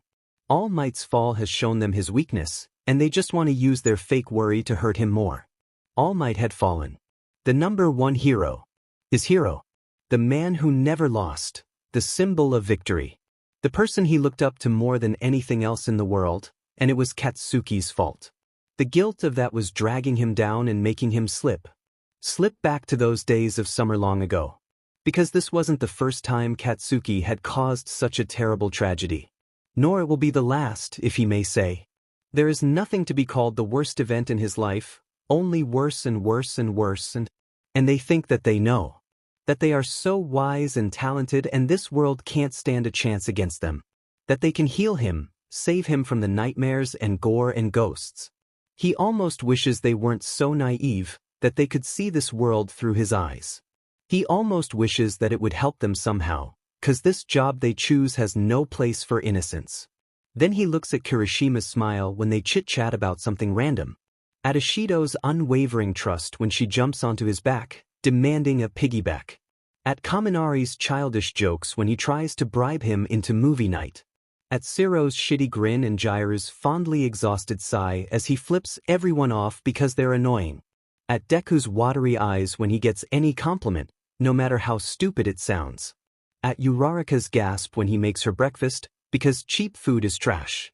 At Koda's shy smile when he saw Bakugo with a stray cat, caressing the delicate creature with a gentleness no one knew he possessed.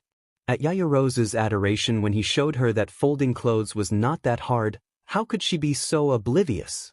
All those little moments, so small yet they felt like the whole world to him. He looks at the class's unflattering love, even to someone like him. Even to someone who will never love them back. And he shoves the wish straight down to hell, where the devil can't reach and the ghosts guard it. Because that's fang cruel and Bakugo won't wish that on any of his enemies. Not that he cares. Not on his friends. Not on his idiots. They know nothing of this world. Know nothing of killing blades hidden under fake sweetness. Know nothing about blood coating your hands and the voice of your friend, or maybe your own self, echoed through the muddy water. They know nothing, and Bakugo will be doomed if he lets them know. Not now. Not by revealing his own skeletons. They are too weak. They won't survive it, like how he did. He doesn't want them to lose their hopes and dreams yet. His ghosts. His issues. But it hurts. It doesn't. I want to get out of here. In his shady mind, it is the only thought for him to cling to.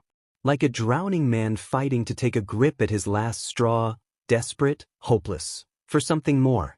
Something more than here, more than aching backs and broken minds. Clawing at the ceiling, why are his hands so ugly, trying to tear at the wall but he can't because he is chained and tied down and they will hurt him again?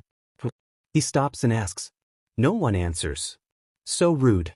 Are they playing a game? Hide and seek? But this is not fun, not like before. Can they stop now? He counts to thousands and billions already, but there is no voice telling him to start the game. His eyes hurt. Only I now.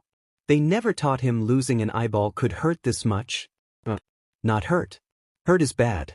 Hurt is weakness. The pain is a lesson he shall learn. Because he is weak, so he is in pain. If he is stronger, I promise it will end. Soon, Kun. It didn't. It never did. Why did he lie? Why did he? Who is that? Who is that person telling him lies just like everyone? He can't tell anymore. The darkness hurts. It hurts in the same way light gives him hope and knives cut him open, fluid and liquid and chemical to help, but it doesn't help and he wants. He can't want. He doesn't have the right to.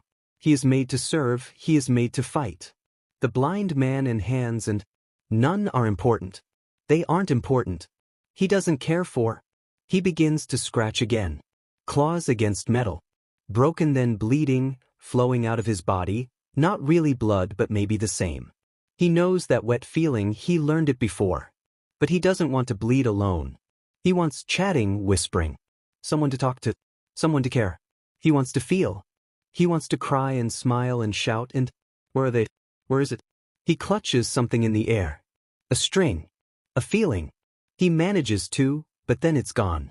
He tries again, but it withers, curdles, dark and sour, and he is angry. So angry he wants to weep. The adults shout. He screams back. They hurt him again. The chains tighten. The pain increases. Why doesn't it go away?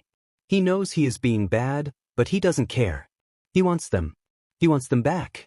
He sees them. Young, small, delicate, appealing. Sunshine and images. The light of his life. Hope and love. His friends. Variations of faces, grinning, scowling, determined. He holds his hand out. And then they leave. WHY.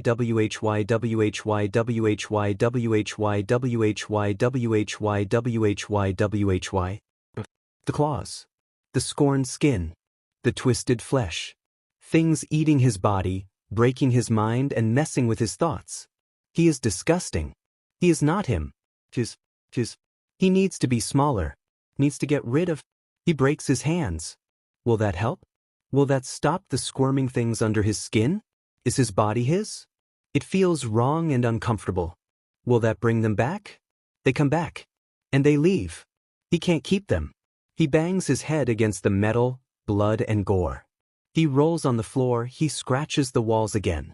He tries to call out, but his vocal cords are fed up, so all that's coming out is groaning and screeching. The adults come this time. He doesn't like it. So he fights and gets chained down tighter. Worse. I want to get out of here. He doesn't like here. He hates here, like how he hates knives and pain and green and water and the ground. Here is dark. Here is cold. Here is quiet. Here's no light. No sparks. No laughter. Nothing. He wiggles uncomfortably on the ground, darkness surrounding him and images flashing through his eyes like a broken video. He sees blue, red, yellow, then red and blue. I promise, one day we will be free. I promise that I will carry you all to the sky. Let's fly together. He wants to fly. In the sky, where he belongs. The wind is gentle, sometimes stormy, always honest.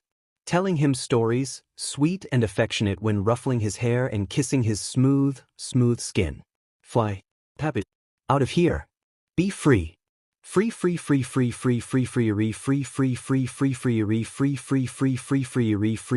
Free. He doesn't want to be this. Doesn't want to be here. He wants to be. Come on. Let's play. Wait for me, please. What is his name? What are their names? Why can't he remember? He doesn't want to forget. He can't forget. So he engraves the walls, name and words and begging and blood and fluid, drawing and writing and weeping. He can't forget. Everything but this. Memories slip away, hands too big, too clumsy to pick up the pieces, to put it back into his mind, but his mind is worse and everything is falling apart. But he will remember. Boys. Katsuki, did you paint your nails? Bakugo whacks the top of Kaminari's head with a rolled notebook, the resulting loud shriek music to his ears, then glares in Jiru's direction with his not really said but still bitches scowl on his face. The girl is still staring non-stop at his left hand, resting on the floor, waiting for a chance to use the other notebook on Kirishima. Her question doesn't sound horrified in a negative way, not that he cares, so Bakugo's reply is kinda neutral. What? You nails. They are so pink. Let me see. Boom boom. Ashido scrambles to reach for his hand, only to be knocked away easily by a dictionary. The hammer of knowledge just killed me. I feel smarter. You don't get DMN smarter by being hit by a FENG English dictionary. It's not even FNG Oxford. You use the Oxford dictionary too, Bakugo-san? Yaoyorozu perks up from her position, eyes shining with joy and satisfaction. Which edition, may I ask? Full 20 volumes, idiot. And Tail just F'd up his equation. Ojiro flinches noticeably, looks up in alarm. How do you know? I have eyes, shithead. The blonde smirks, confidently writes down the last answer on his worksheet with a gorgeous ink pen, red and black.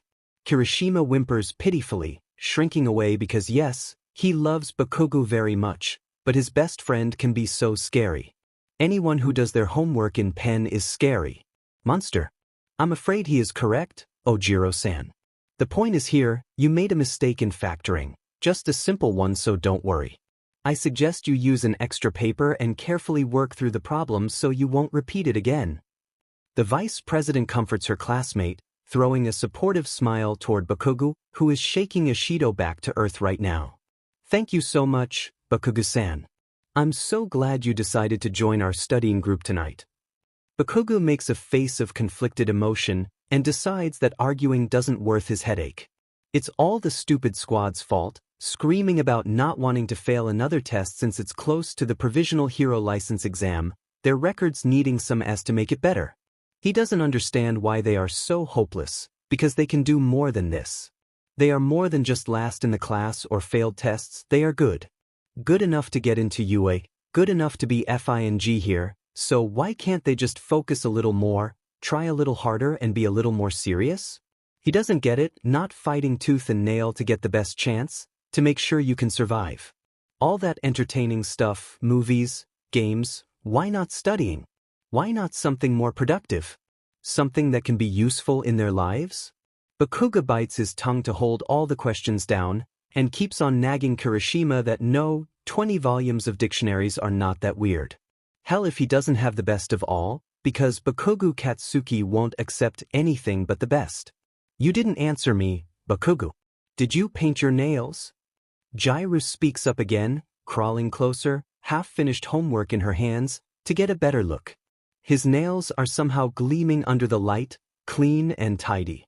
Not cut right down to the skin, the perfect length to draw on those nails and keep all the dirt away, smooth and nice. She is in awe, astonished, because the fact that someone rough like their Bakugo has such pretty nails is somehow ridiculous, yet wonderful and funny. No insult by the way. Clear polish. Don't want this sheet to be broken. He simply says, wanting this to end already because he still has some work to do. One literature project, only 3 weeks and a day left, with a 17-page long essay about hero history, though it's just his freaky need to learn more. But of course, when does Bakugo ever get what he wants? What the F is so interesting about his nails that now everyone is looking. You paint your nails? Oh, that's grape asking. This. Where is his knife? That's so cool. Which brand do you use, Bakugo-kun? Luckily, Uniform raises her voice before he manages to get his lovely Lily a appealing Navy SEAL SOD tactical knife with a customized sheath that makes it easily hidden in his clothes out and teaches that Mao some FING lessons. Grape sure has some potential, but even Bakugo will say his manner is lesser than a baby, damn it. OPI, L'Oreal, Deborah, Dressel, only the best. Okay, I'm jealous. Marry me. I refuse. He slaps the grabby hand away. Don't ask how he sees that invisible hand, he has eyes. Ignoring her pouty fuss, Bakugo looks at Pinky's sad puppy eyes and sighs. What now? Paint my nails, Bakugo. I want to get decorated in my private jet. She shoves her hands toward his face, only to be sparked away harmlessly. Pretty please. With a cherry on top. You get an A next exam, and we will see. Bakugo snarls, his heart swelling up with strange emotion in her fiery eyes. If you ask, I have the whole Neopearl collection. All of the fancy colors, dumbass. Kaminari, give me back my F book. I need to study. Perfect. He will never admit this, forever a secret, but when Bakugo looks up and finds out all his friends have been knocked down by sleep and tiredness, he is the one who pulls a giant blanket from nowhere to make sure they won't catch a cold. Dumbass. Brainless dumbass with a capital D. He doesn't know how exactly he manages to stay awake. Pure spite? Friendship and love? Knowing that in his dream, they will be there? Blue bright eyes staring at him with disappointment, small hands grabbing and pulling him down, drowning, choking with blood, their blood. Yeah. Sleep is a no. Not now.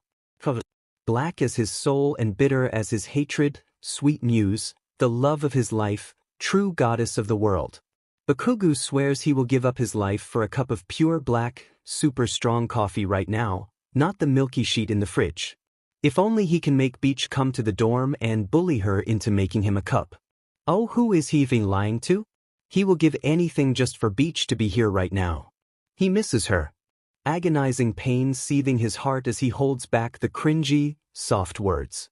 He does. He really does. He misses her stupid laughter, her silly jokes, her embrace, just her presence is enough. To remind him of life. To remind him that everything is fine now. Bakugo spits out a messed up, ugly sound, hiding his face with his dry palms. His throat feels full of knives and stuff, cutting the sound and leaving it heartbreaking to people who hear. His sight is blurred, the whispers come back, irritating even if soothing and soft. He wishes they would just scream into his ears. Madness, malice, rage, shatters everything and pushes him down from the edge he has always tried so hard to cling to. He doesn't think he can contain this much longer. It's too much. All Might is too much. Deku is too much. Emotions are too much. Ghosts and guilt and death would have been a dear mercy. Why didn't it take him before? Katsuki? You there? Bakugo feels her, but he can't reply. Opening the bond will be too risky, Beach will know. Everyone always thinks she is dumb, careless, obvious, but her dreamy eyes see more than they can. He won't bother her because of this chaos. He is not weak. He is fine. I guess you are not there. Achin, fine. See you later. Still, he can still feel his hands reaching out for something. To cradle the warmth and keep it safe from this cruel world. A little bundle of hope to him. Bakugo shakily opens his eyes and he freezes. Bad decision. She looks back at him. Little girl.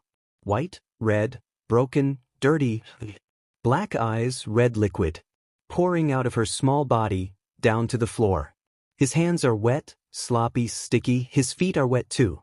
Unknown things soak through his socks, her blood, splatters everywhere.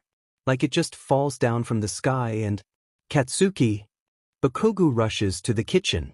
He almost steps on something, suspiciously Ojiro's tail because of its fluffiness, but Bakugo can't bring himself to care. The water comes too slow for his liking, his hands too wet, too red, too sticky. But Bakugo is not a child anymore, no more screaming and crying, he won't wake up his friends. So he rubs his hands harshly with a bar of lavender soap, 100 times or more, until his skin is raw and dry from the chemicals. Some cracks form, skin breaking, but his hands don't smell of salt and metal anymore, so Bakugo deems it good enough. For now. His socks are moist. But it's not red. It smells like lavender. The water actually spilled out of the sink. He needs a towel. A rag. Whatever to clean this mess. 'Cause the floor is wood, water will only cause it to be musty, which is not good. But he is tired. But the floor is dirty. And he doesn't like that. It looks muddy in the darkness, and his socks feel so weird. I blame this on you. All this sheet must have worn him so much. Bakugo finds himself talking to the little girl, who is curiously staring down at Tape's drooling face.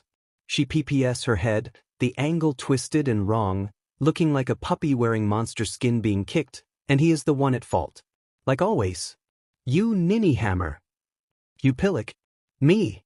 Bakugo nearly throws the rag into the darkness, hissing like a demon cat. But he manages to hold it back, drops it carefully on the sink, turns back with his hands, sparks up for some light. Those sleepy heterochromatic eyes stare back at him, blinking slowly like he didn't just give him a FING heart attack. What the hell are you doing here, icy hot? I'm thirsty.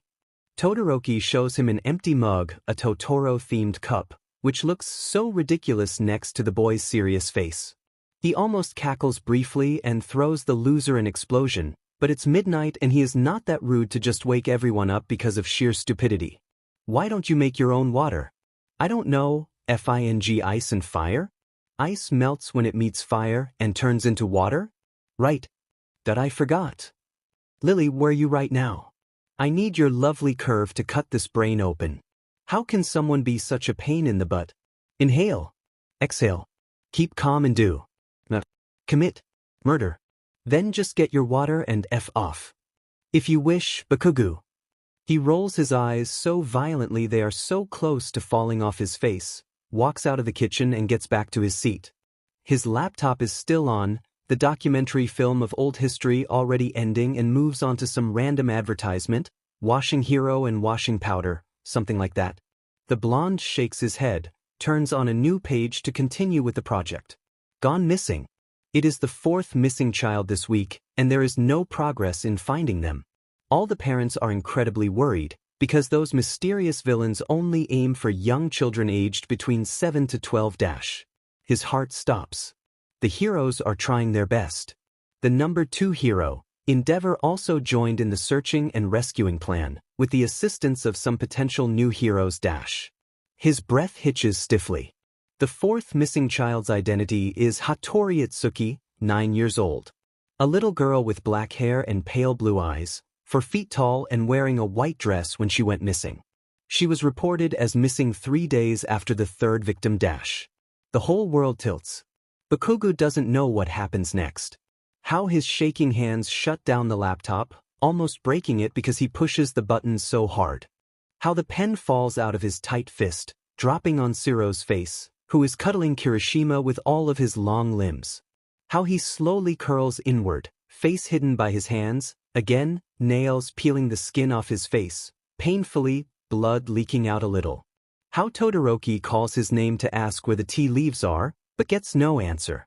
Everything fades into nothing one more time. He sees them clearly now. All of them, not just the little girl with the bloody body, not just meaningless voices or messy corpses. A chubby boy, a sheepish girl, a silly little nut, a knucklehead with yellow. His chest aches. The scar is throbbing. Knives and medicine. Digging and cutting and sealing and healing. Never healing. It will never heal. Bakugo wants to throw up. Wants to close his eyes and feel nothing more. Is looking at her not enough? Does this have to happen to him too? Is blood on his hands still nothing, so he must see? Must he witness old memories that are clear like it's just yesterday, cursing his mind, no matter how much he tries to hide and stop, and he sees the girl, red hair and brown eyes, dreamily singing soft, sweet lullabies which his tongue still remembers how to create. He sees a squeaky, annoying girl whose face is so blurred that he wants to scream. He sees a boy roaming the sky like a beast patrolling its territory. He sees a brat, young and small but heart the biggest and smiles the brightest. He sees images and voices and light and fake things but not really fake, since it still cracks his dark heart more and more. He sees white tulips and nighty-night. See you tomorrow. And he is back to the dorm. In the living room. Sandwiched between warm bodies and snoring idiots. His hands move down, flexing around his black shirt, the material crinkly and sweaty, feeling a beating heart and rough skin. His mind is warm and merry from the other side of the bond, just by her existence alone. You ignored me. He says nothing, does nothing. Just sits and stares at his palm. His face is itchy, maybe bleeding, his vision sways and he is tired as F-. But his heart is thrilling with an outside love and the bond is lively. Bye-bye, Mine.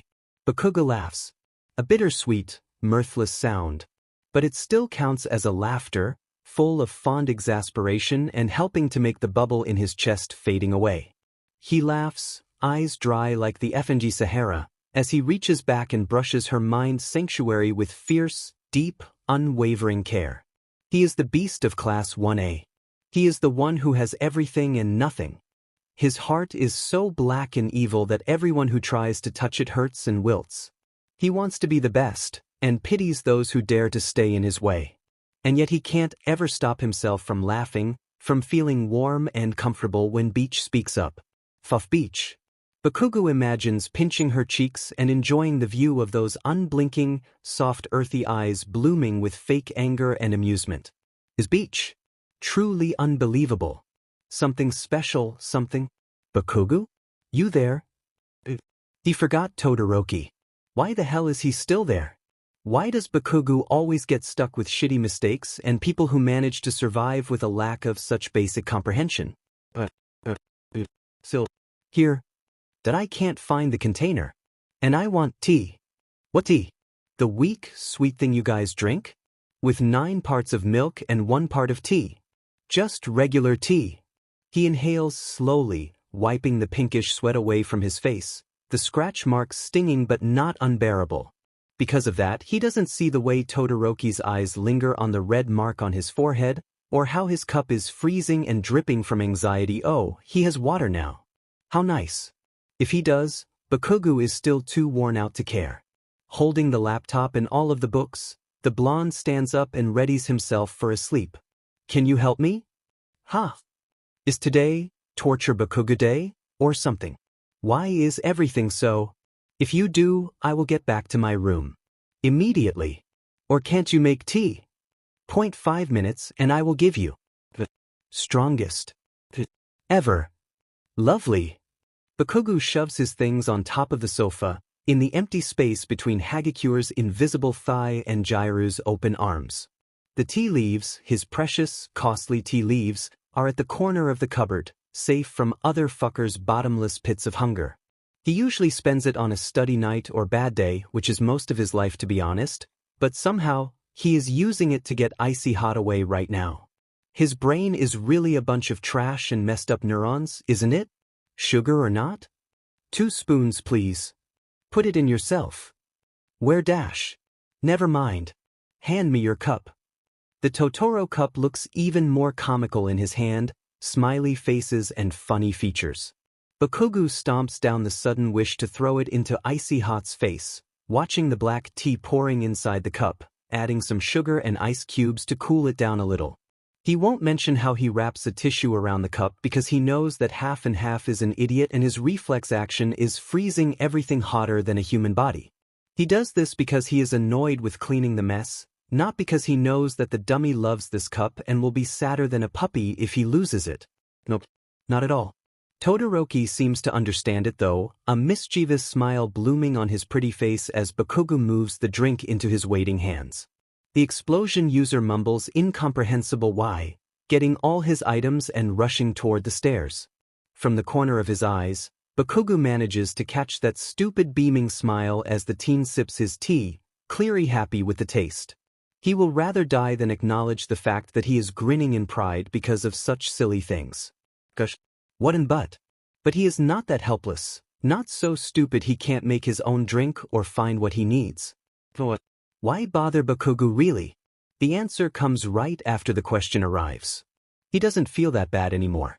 When his back hits the soft texture of the bed, it's in that moment Bakugo faintly thinks, realization dawning on him, that the aching is gone now.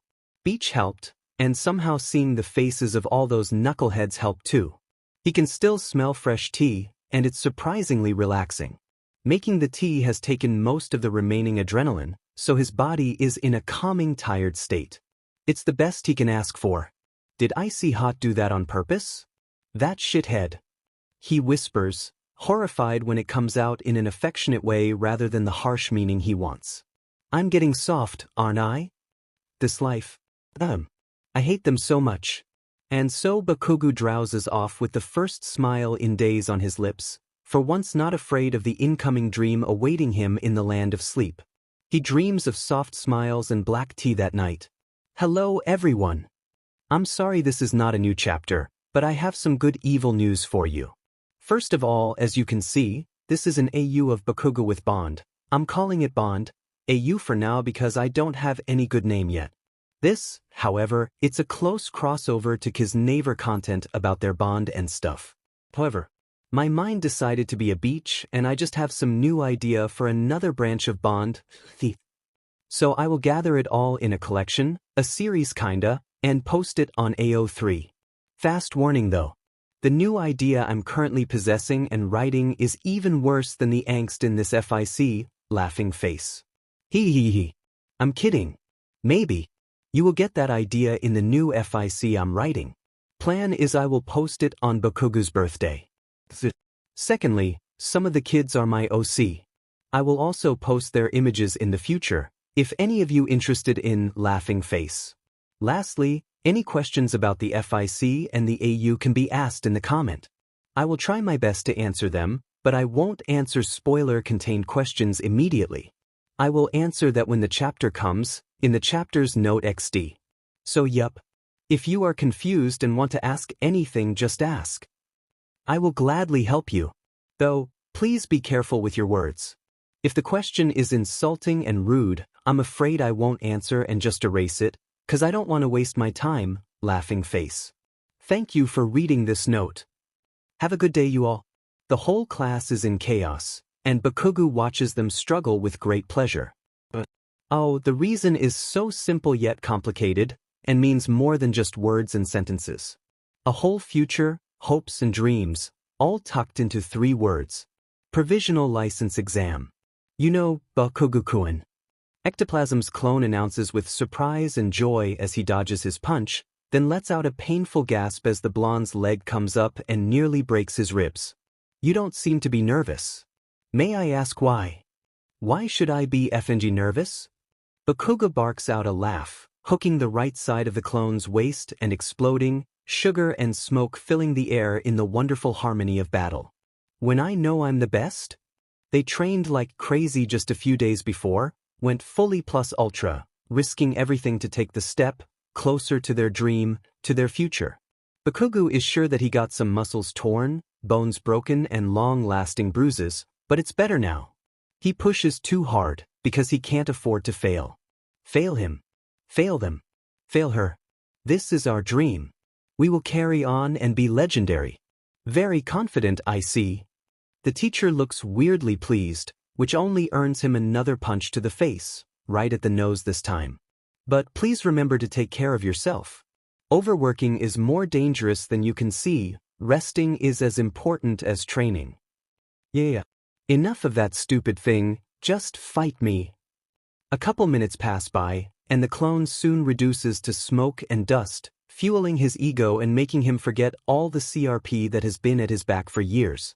The ghosts are calm today. He has only seen her one time in the morning, so maybe everything will return to normal soon. And when everything falls back into a routine, those BSTRDS called his classmates will just focus on their stuff and ignore him, for FNG's sake. Uraraka-kun, please focus on your enemy. That's right, Beach. Focus on ectoplasm and not him, God. The best thing he can ask for is that their looks don't seem to radiate teenagers' significant lust and stupid herm, because he will scream. That's gross shit. Man, are you even real, bro? Why the heck are you good at everything? Kaminari whines, pale skin colored by bruises and dust, his eyes dozed off, close to the stupid state, so Bakugo quietly shoves him by his shoulder, making the other boy leaning against a wall to keep him steady. Like, you are the definition of perfection, bro? What now, you know more than one language and being a model? He snorts, and almost lets the answer slip through ground teeth. No way. Are you serious? Focus on your sheet, dunce face. I thought I was Pikachu.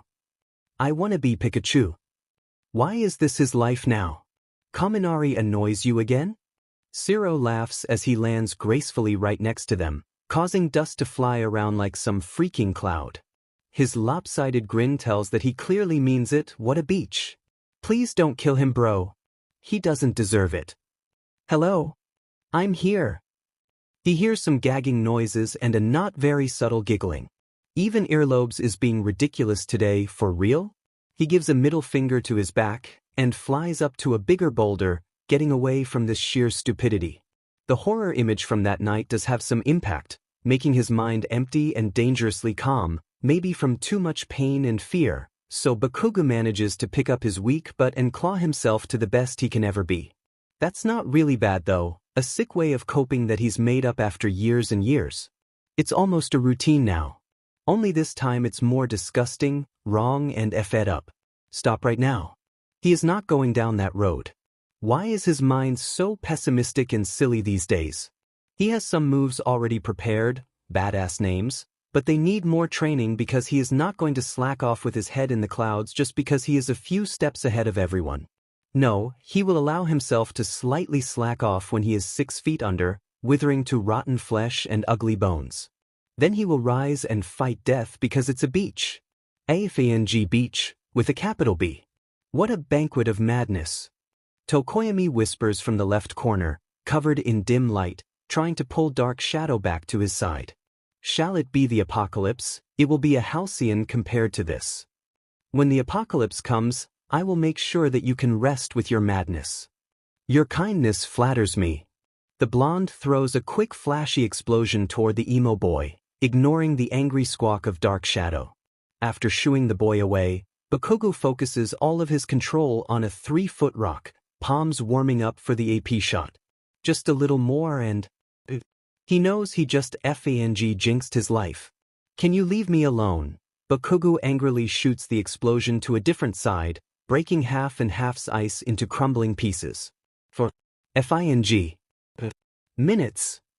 The girl sitting on top of the rock softly blinks. Do ghosts have eyelids? And puts her knees close to her chest, curling up into herself like a shitty cat. Wet, black hair covers the rest of her face, saving him from looking at that bloody mess. Cat, what's wrong? You free today or what?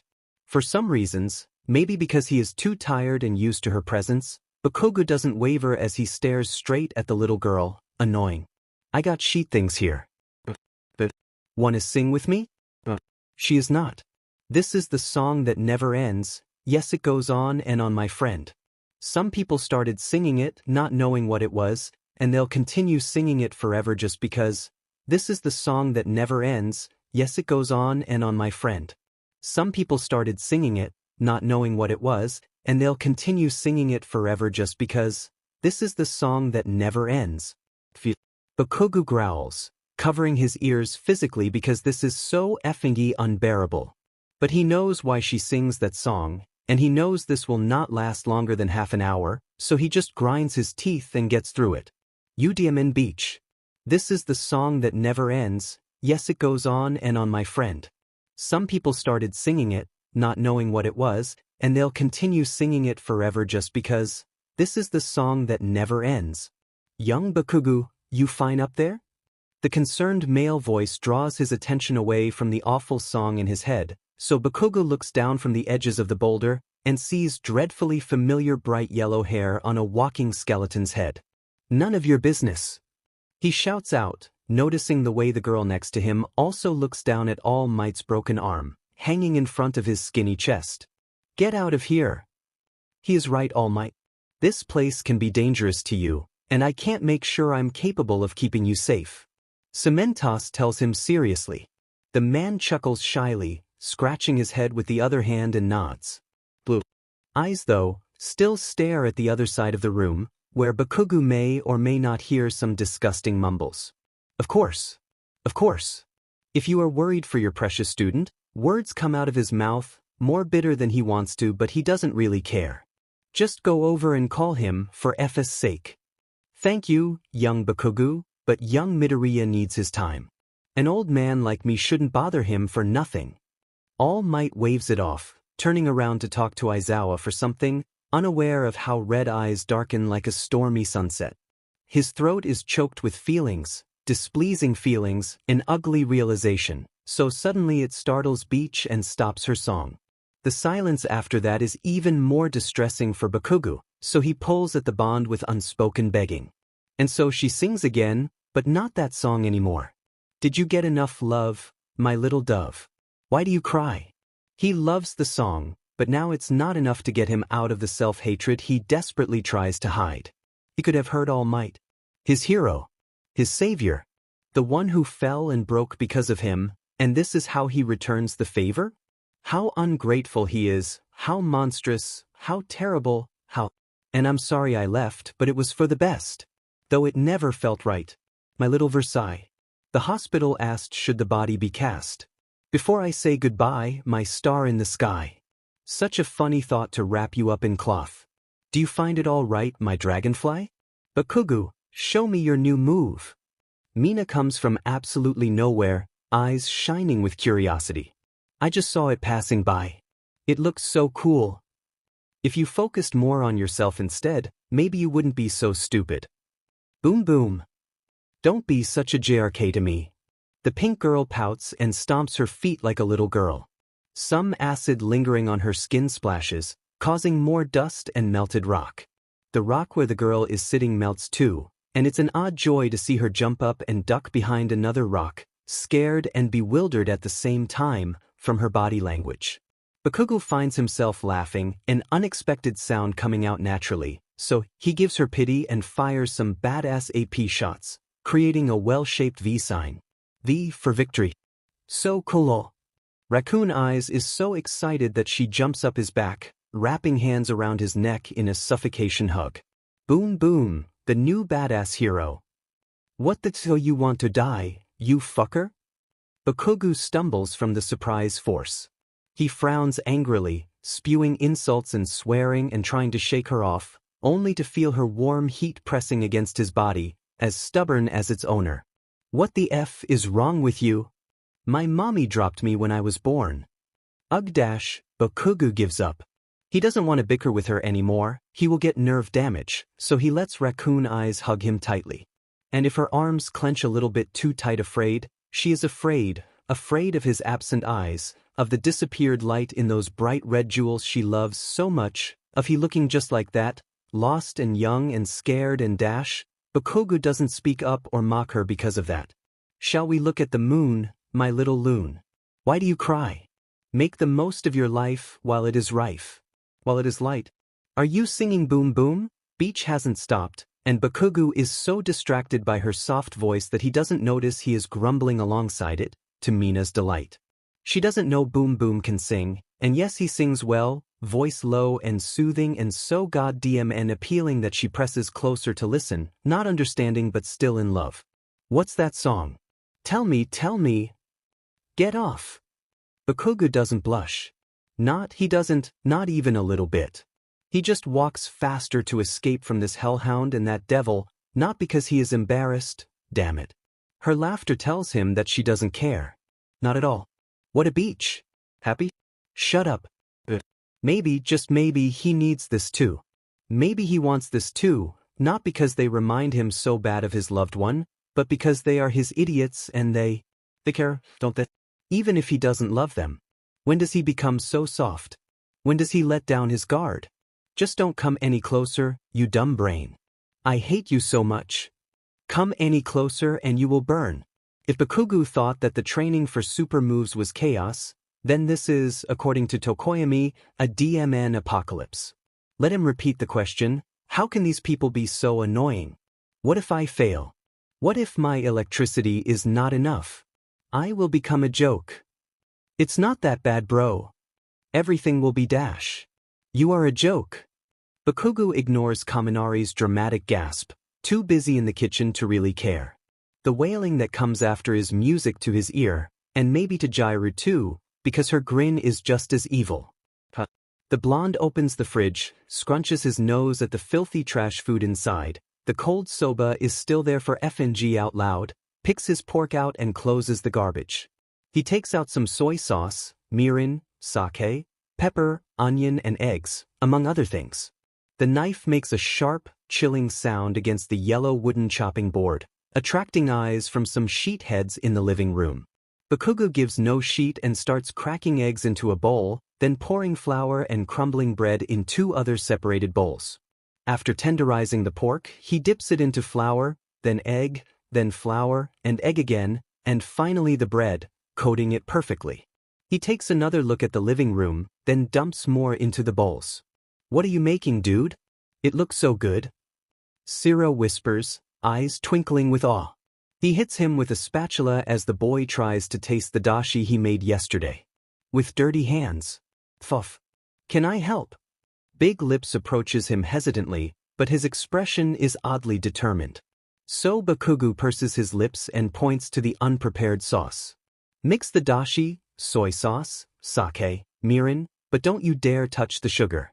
Then get me 2 pans of oil and heat it well, 1 midly hot, 1 boiling hot, or I will kill you. Got it? Having a helping hand really does help, especially when that helping hand knows what to do to not trigger him, so Bakugu moves and cuts the onion, wets the knife first of course, because he doesn't want teary eyes and this is a neat trick he learns before. And then Todoroki pops up, bends slowly towards the onion and hisses like a cat curiosity his butt. You idiot, don't rub it. It hurts. Press your palm against your eyes, stupid moron. Todoroki, what's wrong? Ida frantically fusses over half and half, barely jerks away in time when Bakugu swats the knife with its sharp part at him. Bakukun, that's dash. Get the F away from my kitchen. He throws broken eggshells at the hiding classmates. Or you won't get any food. Jairu pokes Kaminari's ear and drags him out, forcefully. Todoroki, after washing his eyes, is also pulled away from his sanctuary by Uraraka, who is dead set on free food.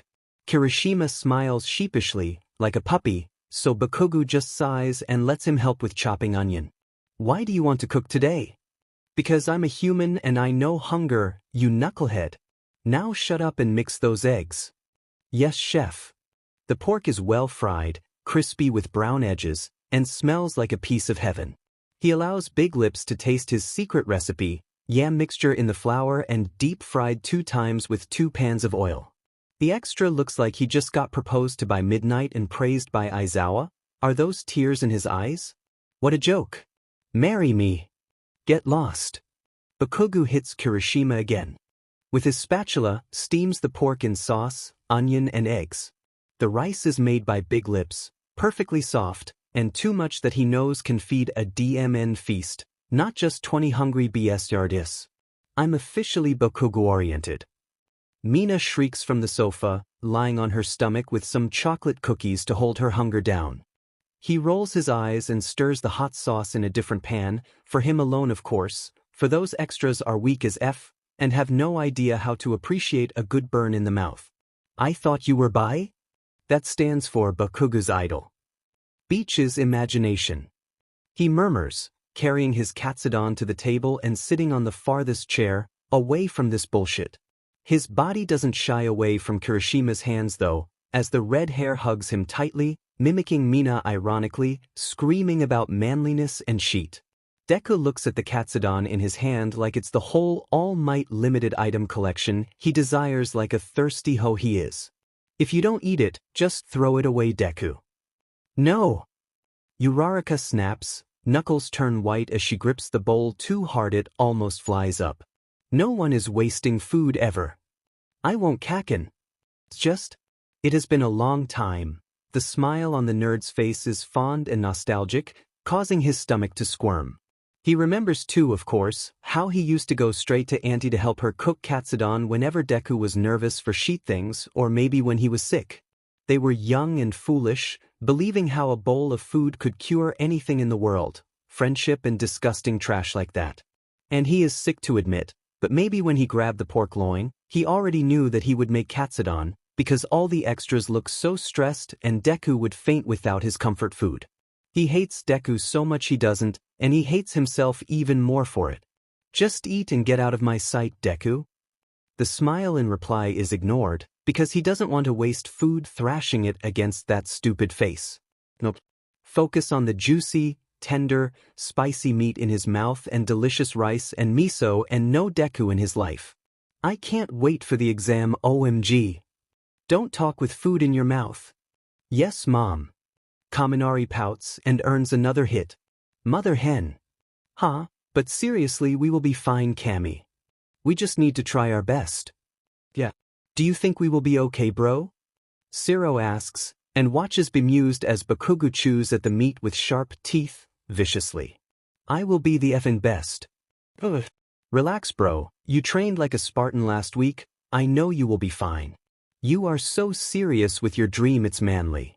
Bakugu keeps eating, eyes distant, relishing the taste and not at the soft whisper of a voice, bitter and cranky.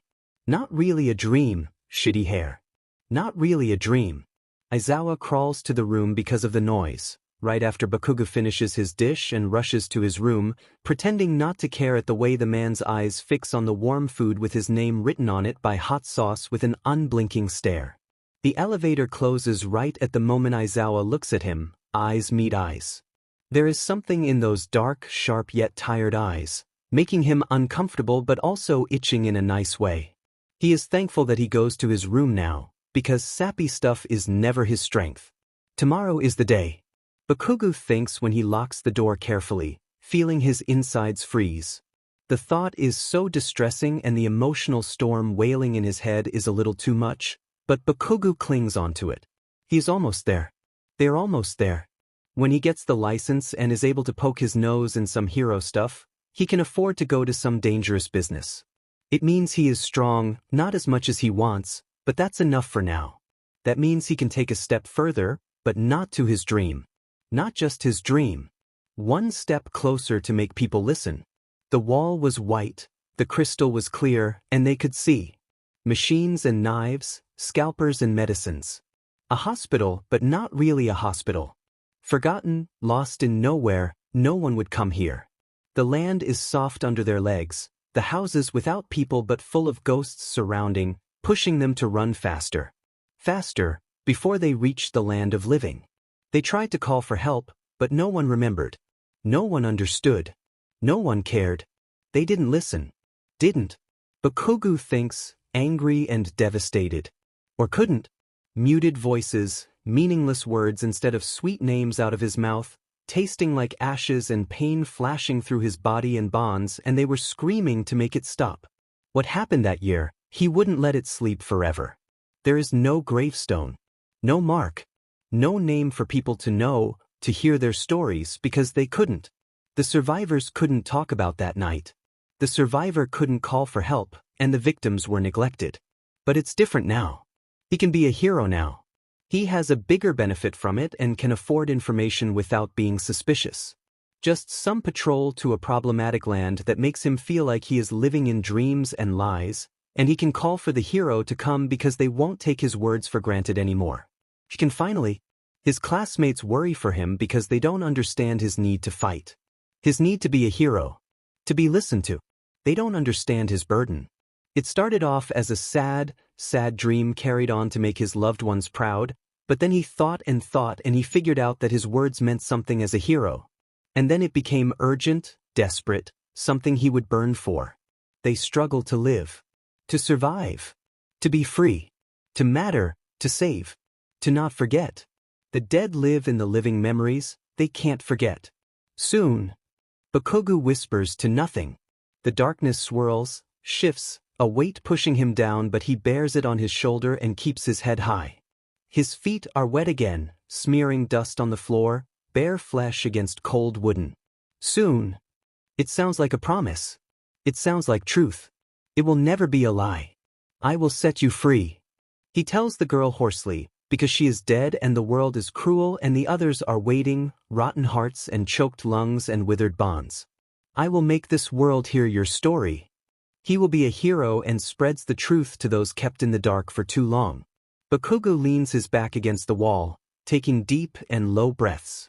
His hands slowly uncurl, focusing on the promise, the humming gently of beach on the other side of his mind. If he lets himself go further spiritually, he can feel fabric on his fingertips and taste sugar on his tongue. He weaves his mind in the bond and never lets go, fire and light.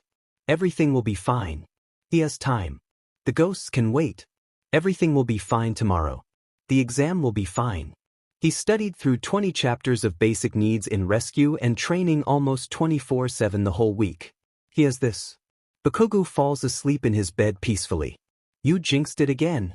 The next morning, when Kirishima opens Bakugo's door because he is late and they need to leave, wake up sleepyhead. The room is empty, smells like sugar and smoke with posters and books on the shelf. The window is opened, dark blue curtains fly with the wind coming from outside of the room. The bed is mussed with slightly burnt blanket and messy pillows. But it's quiet. There is a freak-out. A panicked scream, echoing in the dorm and gathering everyone to the room. Tears are shed and voices call out and teachers come and cameras turn on and research and phones call unanswered. Bakugo is gone. I thought that. Ms. Joke starts, voice bubbly and curious. You said your class has 20 kids? Aizawa slumps harder against his scarf and sighs. I did. Then maybe I have some problem with counting, but there are only 19? Who is Dash? Bakugo. His missing student's name tastes like failure and frustration on his tongue, but Aizawa swallows it and forces himself to answer her question. He ran away from the dorm last night. We couldn't contact him, and there is no sign of villains or things. There isn't, because he spent the whole morning watching the record repeatedly, burning with worry and true fear as the night passed silently, too silent, the calm before the storm. There was no explosion, no screaming, no light, nothing. But there was Bakugo. His student, in a black shirt and sweatpants and a large jacket, storming out of the gate so fast his blonde hair looked like a lightning strike. His hands were curling so tight they were bleeding, eyes glazed and cold and full of terror. Bakugo, the prideful, brave, wonderful, troublesome Bakugo who spat in villains' faces and blasted at the dead, was terrified of something. And the teachers failed to protect him, to stop him. What had happened? He gravely thinks. Why couldn't his student get a break? Why his class? Why Bakugo? And of course it had to be last night that the Numu, captured by Endeavor and chained down in Tartarus, decided to throw a fit and alarm every hero. The surprise violence and screaming nearly broke the wall and glass, so Aizawa and lots of other heroes were required to hold it back. The bruises on his shoulder and dislocated wrists ache, reminding him of why the heroes were freaked out and so Yude accidentally let down its guard, resulting in the disappearance of Bakugo. Aizawa has never felt this tired in his entire life. He gets more gray hairs just from teaching this class than he does in his job, and there is one lock he's secretly named after Bakugo, because it popped up the day after his kidnapping and grows with every problem the kid caused.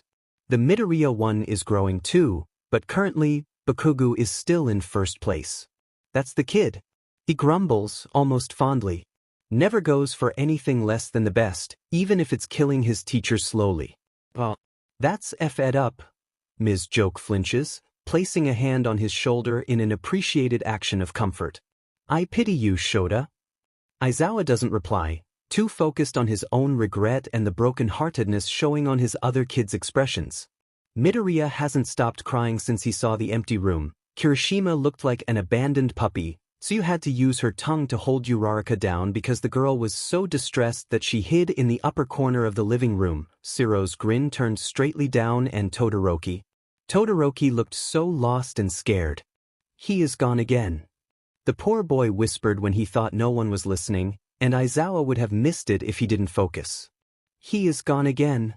The kids are traumatized, all of them, because their classmate is gone, the same classmate they nearly lost to the darkness if not for Yaoyorozu's quick thinking. Even worse? This time, they have no idea how to find him. Aizawa's fingers clench so tight the skin in his palm almost breaks and bleeds. He takes a deep breath and buries his face in his hands in a moment of vulnerability. His hands are shaking, but he doesn't care. He just wants this world to stop being a beach and leave his students alone. For FS sake, they are teenagers and shouldn't go through all this bullshit. He will give Bakugo in the worst detention ever if when he comes back. Please come back. I hate this. Mina tells them, building up a wall of acid to keep the ball coming from their rivals. Mina-chan. I hate this. Mina tells them, fiercely, her eyes wet with unshed tears, voice cracking at the last words. I hate being here when Boom Boom is dash. Not here. Gone. Disappeared. She channels her grief into anger as her knuckle slams against someone's stomach violently, knocking them out and hitting a point. The ball in her hands is dangerously close to melting into useless pulp, so Mina throws it away and takes a new one. Hagakure quietly puts her glove on the pink girl's back, feeling the small shivering echoing her trembling heart. I'm so sorry, Mina-chan. The invisible girl whispers softly, and Mina wants to weep because she doesn't want softness right now. She wants shouting, screaming, rough cackles, smug smirks. She wants Bakugo's feral laughter as he beats everyone up and fights for first place, wants Bakugo to be here, safe and sound, and she spits her acid at an ambush from her left, a werewolf with dangerous fangs and claws, growling at her like she is weak and he is strong. So Mina growls back, just like how she remembers hearing Bakugo did before, deep angry noise coming from her throat, forcing out of ground teeth, threatening and strong. It sounds like a wound heart's crying, so she kicks his butt to hide that away. Ashido-san, Ojiro hesitantly speaks up, so nervous he can't look her straight at the eyes. If you don't feel well, maybe dash? No? Mina cuts off his words before the idea dares to pop up. I'm not going to give up. But Mina-chan. Boom Boom would laugh at me for being such a wuss. She grins, forced but still a full grin nonetheless. I won't let him down. God knows how hard it is for her to say that, because Mina knows that she would rather be anywhere but here. Because being here means she is useless in searching for Bakugo. Because being here feels like a betrayal, when Bakugo is in danger or somewhere else and she is busy with this stupid exam so she has to let him down. Because being here without her Boom Boom is meaningless. What kind of hero abandons her friend? The worst of the worst. But what can she do now? Oh, what can she do but throw a tantrum at these innocent rivals? What can she do but try to fight a nonsense battle, while outside Bakugo is fighting the FING war for his life? There is nothing that allows her to follow him. Nothing for her to find him and save him. No magical Momo, no brave Midoriya, nothing. All she can do is hope and fight for his dream.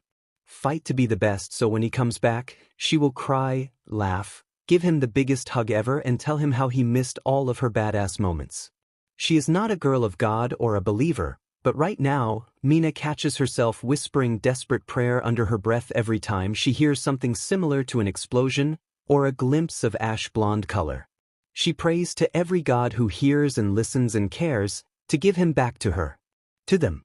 She prays for this world's kindness, and for it to not be so cruel to crush their hope with the worst outcome. Nothing. Todoroki watches as Midoriya shudders, trembling so hard it makes him look weak and fragile, and shakes his head dreadfully. The phone in his hand is steady, however, as the box chat with the name, Kaken, on the top of the screen is still empty. Nothing. Nothing. Nothing is bad. Very bad. He is not. No signal. I see. Maybe that means he is not in danger then. It's an awful attempt at comfort, but he is pleased when the green-haired teen snickers wetly. Even when he is in danger, he won't call me. Or anyone. He is just not one who calls out for help. Midoriya whispers fondly, falling back into memories of their childhood, which he treasures and loves with all his heart. Too prideful? Kaken. Has he always been? So. Not really. Back then he used to be different. It was after he got his quirk that he changed. Midoriya swallows and stays silent. The phone almost breaks from the sheer force in his grip, so Todoroki reaches out and takes it away, replacing it with a piece of ice for him to use for stress relief. He is so bright. So unstoppable, everyone believed he would be the best. He was kind once, he was more than who he is now. Midoriya keeps talking about Kaken, because silence is choking, and to stay quiet feels like mourning. He doesn't like mourning because it's for the dead, and Kaken is alive. Was it just his quirk? Todoroki questions, doubting how much people can really change just from such a thing. Even his father takes more than that to really change, and Bakugo seems to be not such a simple case of arrogance. The boy is more than that. More than just his flashy quirk, snarky comments, awful nicknames, rude behavior and loudness.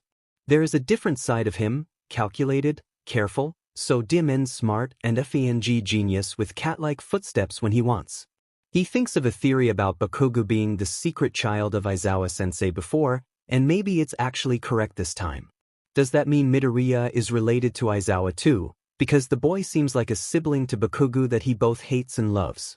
And Todoroki finds himself disagreeing when Midoriya speaks of Bakugo's old kindness. He has seen it after all, the way he looks at anyone in his squad when they're being an idiot or when something funny comes up to his face, the dim light in those red eyes. So faint, so little, so quick to leave yet it shines and lights up his expression like fireworks. He never wants help. I know he is strong but he can't deal with everything. Jesus. Hide it away because it's meaningless and it means he loves and he should never love. His love burns people. Maybe it's not like that?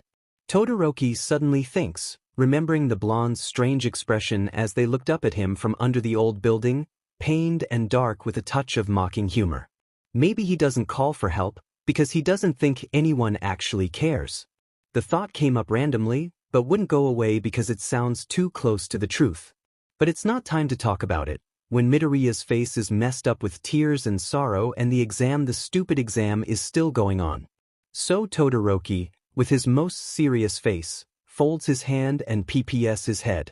So, you guys are childhood friend? Yeah. Did he have black hair and dye it to hide his identity as Aizawa-sensei's secret love child? Take it back. Kirishima, sweet, gentle, ball of sunshine Kirishima, coldly tells the older student, a Shiketsu one, when they get a small break after the first exam. The purple teen glares at them, squinting his eyes disapprovingly. How inappropriate for you to talk to your senior like that. I don't care. Take it back what you said about my best friend. He bares his teeth, almost hissing, which attracts the attention of some candidates. Kaminari tries to hold him down, but the redhead shrugs his touch off and continues his demand. I only speak the truth that you ignore. Seiji holds his head high, eyes narrow. He is rude with no dignity, which only sullies the respectful image of your school. Such a vulgar beast, with no bravery to face the first challenge in his dream. There are some growling sounds from the girl group, and Kirishima can hear dark shadows shrieking from the corner. Ida and Yaoyorozu stand up, mouths open, ready to defend their classmate, but all is lost to the low, dangerously calming tone of his own words. Bakugo is more than that. His words ring with unwavering certainty.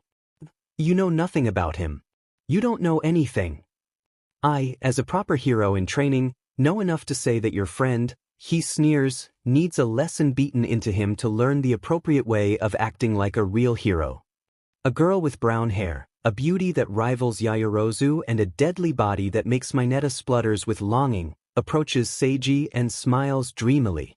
Midoriya blushes as he realizes who she is, doing his best not to stare at those round, bouncy melons and waving hips. It's not fighting time, guys. But why isn't he here right now? She curiously tilts her head, eyes gleaming with hidden emotion. Is he sick? Or maybe he knew his lack of dignity brings an inadequate reputation to his school and withdrew on time. You dash. They're Aries' voices talking outside the resting place, but Kirishima doesn't care. He is seeing red right now, and it takes Sato's full power to hold the boy back from attacking the senior. Tsuyu is also doing her best to stop Uraraka from committing homicide, but her face is deadly blank. Mina resembles an angry animal with her non-stop growling, and Koda is looking at the senior with an unholy gleam in his usually soft eyes. Did he? The brunette sighs, strangely disappointed, or maybe something different, because her whispering sounds like laughter. Though, I don't think so. He looks so cute and strong. Maybe it's more than that. She is digging for information, and Kaminari wishes they had what she needs for her to dig. With a strangled voice, hoarse from crying this morning, he tells her angrily angry at who he really wonders. Why do you care? I dash. The girl never gets to complete her answer, as familiar explosions set off from far away, and someone flies themselves toward the crows, crashing against her violently. The dust and smoke and heat hitting them so strong it makes everyone taking steps back, scared and confused and surprised and hopeful. Footsteps come from the same direction the explosions start, voices shouting in disbelief. Class 1A manages to make out their teacher's shape, breathing slightly off from how fast he runs, but all they can afford to care now is the icy, strained and wrathful whisper in the cloud of dust. You. And the world ends with that single, vengeful word. Bakugu. Jaira breathes out, holding Yaoyorozu's wrists to ground her and tell her that this is not a dream. Of course, you dramatic beast. You motherfucker. The way his voice filled with hatred and disgust and more than that alarms everyone enough to wake them up from their dazed mind. Kirishima stops in his way of making physical contact with his best buddy. He is here, alive, real. He has to make sure that he is real, calls out instead, voice choked with feeling. Bakugu. The cloud fades, revealing the terrifying sight of Bakugu, no jacket, muscles tensed, hair sweaty, bruises coloring his skin like a pattern of flour, looking so riled up his eyes are glowing with fire and wrath. A hand raises up, popping explosions, bigger than just a few sparks, while the other hand is choking the brunette mercilessly. What are you doing, Bakudash? Aizawa speaks up, using all his rationality to make sense of everything, but stops again by the toxicity dripping from his student's hiss. Drop that? The girl grips his hands, face red, but her eyes shine weirdly, twisted and wrong, and this is so wrong. You don't deserve that. He growls, and a thought rises in Koda's mind, of how he sounds so much like the mighty beasts, those he learned to fear and respect because their outrage shakes the world and ends life. And maybe they haven't seen him at his worst, because his normal anger looks like a child's joke compared to this fury. Don't you dare wear her skin like you deserve it. Like you are her. Someone steps forward from behind the crowd, and everyone turns their head. Someone screams. It's the same girl Bakugu is choking. Utsushimi. Seiji's voice shakes from the shock. What? The Utsushimi kami under Bakugu's grip melts, revealing bright blonde hair and dark, disgusting golden eyes greedily drinking in every detail of Bakugu's dark, murderously calming face. Right there, with none of her facade, Toga Himiko actually looks scared, but also giddy and fascinated. Oh my god, I will kill you. Her skin begins to burn right at the moment dark mist appears from nowhere, swallowing Toga up and taking her away from this mess. The girl's hands linger on his choking grip, like she doesn't want to let go, face breaking in half with how hard she is smiling. Bakugu kneels and watches, feeling nothing as Toga laughs out loud and waves him goodbye. It doesn't matter. She doesn't matter. The ghosts are still screaming, the little girl is crying, the bond is stretching with this mess in their heart, and he can't feel anything but rage, rage, rage, rage. Cat. And with that one word only, the spinning, screaming world stops. Cat. The real Cammy softly calls out, eyes wide with shock and terror, but tears quickly fill up her tender glaze. She looks rough and dusty in her cat pyjama, the long jacket of Bakugo her only shield against this world, but still her back holds straight, because all she can care for right now is the boy who this world failed so badly. The poor girl takes a step, strangely steady, and another, until she makes her way to his side, and falls on her knees. She hugs him really, really tight, face buried in the crook of his neck, shaking, hurt, jumpy, and she is not okay, but she is alive, alive, alive, alive, alive. Bakugo doesn't hug her back, but he holds her hand, warm, warm, warm, warm, warm, and he breathes. You beach. You offend beach. Cat, thank you.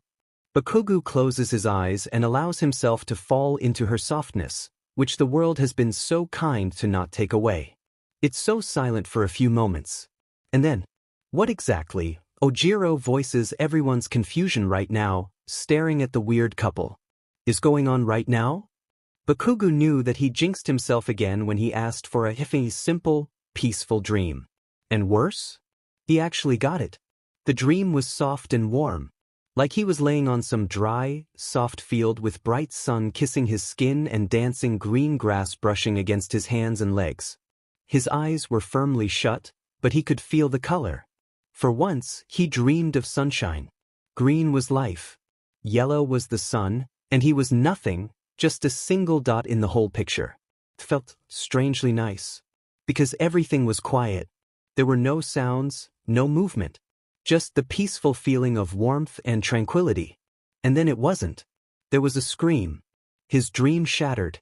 Light broke into starlight pieces, falling down from the sky and burning his flesh. And he was no glorious bird of eternity, he was just a boy who wished for peace and truth, so he burnt and he choked. On his own ashes. On his own nightmare. And then there was pain. Suffocating, overwhelming pain, like a sly snake with cold scales and pointy fangs grabbed at his throat and his heart, crawling down and filling him up with sheer terror. His body was useless. Trapped and chained and painful and failing and trying to escape, but he couldn't move and nano. What happened? Was safety truly a lie? Was everything fake? Was he still back there, out of his comfort land, touched by malice? Living through adrenaline and fear? Or had the villains finally found out a way to take him again, because they saw through his eyes and knew the look of someone who was loved by death? Bakugo scratched his neck. There were no hands. He scraped his arms. No chains. He breathed in and out, and even if he was dreaming, he was still able to smell the faint lavender soap he used to wash his stuffed animals. He was fine. But he wasn't. Because his body was still screaming, alarmed, fuming. His heart knew better than his mind. It knew before he could even think about that, and everything came crashing down, a malevolent punch to his gut. It was Beach who was in danger. This pain was her. This terror was her. The screaming and thrashing and muscle tensing all belonged to her. And the bond automatically shared it with him, because she was unsafe. It wasn't him who needs saving this time. But Bakugo desperately wished it, and it was because he couldn't lose her. Bakugo woke up. Or, to be more specific, he jumped off his bed with a loud thump, chest rising frantically from the heavy breathing. Sweat covered his skin from the top to the very bottom. His hand reached out to search for something, someone, 'cause he needed a name, a thing to break and kill and stop her pain, her misery. But he was useless, so all he did was focus. The bond. It was there. It was still there. She was still there. He hadn't lost her yet. He hated that word more than he hated the stupidity of Deku, and wasn't that something impressive? His room was dark, so dark that silvery, mellow moonlight couldn't shine through. Or was that her room? He really didn't know. His mind was such a mess right now, the voice of calmness drowned in panic and fear. Images were flashing through his eyes, color and shapes. Golden hair. Golden eyes. Creamy skin. Black mist. Laughter. A glimpse of metal. A knife. Sharp and pointy, made to draw blood. A smile. A girl. Another scream. His mind was hot from his enormous rage, but his heart was so cold his blood should be freezing. Bakugo had sharp teeth. Not as sharp as Kirishima's ridiculous shark mouth, but enough to form a wicked, feral smile not unlike those dangerous carnivore. He had threatened to bite the fuckers in his class Mineta to death a lot of times, but he had never known how sharp and effective his teeth could be at tearing normal flesh. Until now. The tip of his tongue fell off, and with it came sharp, throbbing pain and salty liquid of red blood. Bakugo swallowed it all, because he didn't want to make a mess, and he knew this was stupid but it worked somehow. The pain brought back his well-functional brain, so he tried to look for next step. He had to save her. Whatever it took. Calm down now and think. Stay FNG calm. Fear and panic be gone, all those unuseful things wouldn't help her, so calmness was what he could offer to help her now. He pulled out his phone from the cluttered desk, turning it on and searching for the teacher's number. Aizawa would be FING mad at him and he would be in detention for years, maybe, but he needed help right now. The teacher was sensible, proving himself to be a good human being and not the same bullshit Bakugo has been forced to tolerate for his whole life, so reaching out for help was normal, right? What a stupid idea. Adults never help. They hurt and lie and destroy. Rough voice rang through his mind, shaking with cracked laughter, pouring gasoline into his spark of apprehension. Bile rose up and his stomach clenched uncomfortably, finger hovering on the screen of his phone, hesitated. Save yourself. Save her. For once, the disgusting voice leaving behind by the FING trauma of those liar faces actually made some sense. No one came for them. No one was there. No one knew their stories. No one understood. The lab was still there, somewhere in this world, corpses rotten to the bones and waiting to be found. But no one did. The world wanted them to drown, and so they could only believe in themselves. But it wasn't like that anymore, right? They did come. They actually came. For him, and even if that was dreadful and he would prefer different, they still came and should he trust them? Was Aizawa worthy of his trust? If you're in any trouble, call me. Do not hesitate. I will be there for you. Bakugo didn't know anymore. Still, he wanted to try. He pressed the calling button. The stupid music of some cat video rang softly in the air. And then, no one answered. Of course. No one ever did. Why would he even surprise? What exactly had he expected? It was midnight and Aizawa needed rest. His eye bags were so dark it could rival a panda's eyes, and if someone threw a pillow at him, they would lose him to the land of dreams. The class really messed him up, so he deserved to rest in peace. It was common sense. Totally normal. Nothing big. He was the stupid one, bothering his teacher because of his own weakness. Then what was this bitterness in his mouth, tasted so much like disappointment and failure? The phone dropped onto the floor, forgotten. He took a deep breath and turned around, his hands were shaking as he thought about a different way. Soft whimper came out, like a strangled mouse. A choking prey. It took him another second to realize it was him who making that pitiful sound. Her voice sounded so soft. But it wasn't the same tenderness he loved to the moon and back. It sounded weak. Shaking. Like he was gonna lose it anytime soon. And with that simple sentence, Bakugo lost his sanity to endless rage and blinding dread.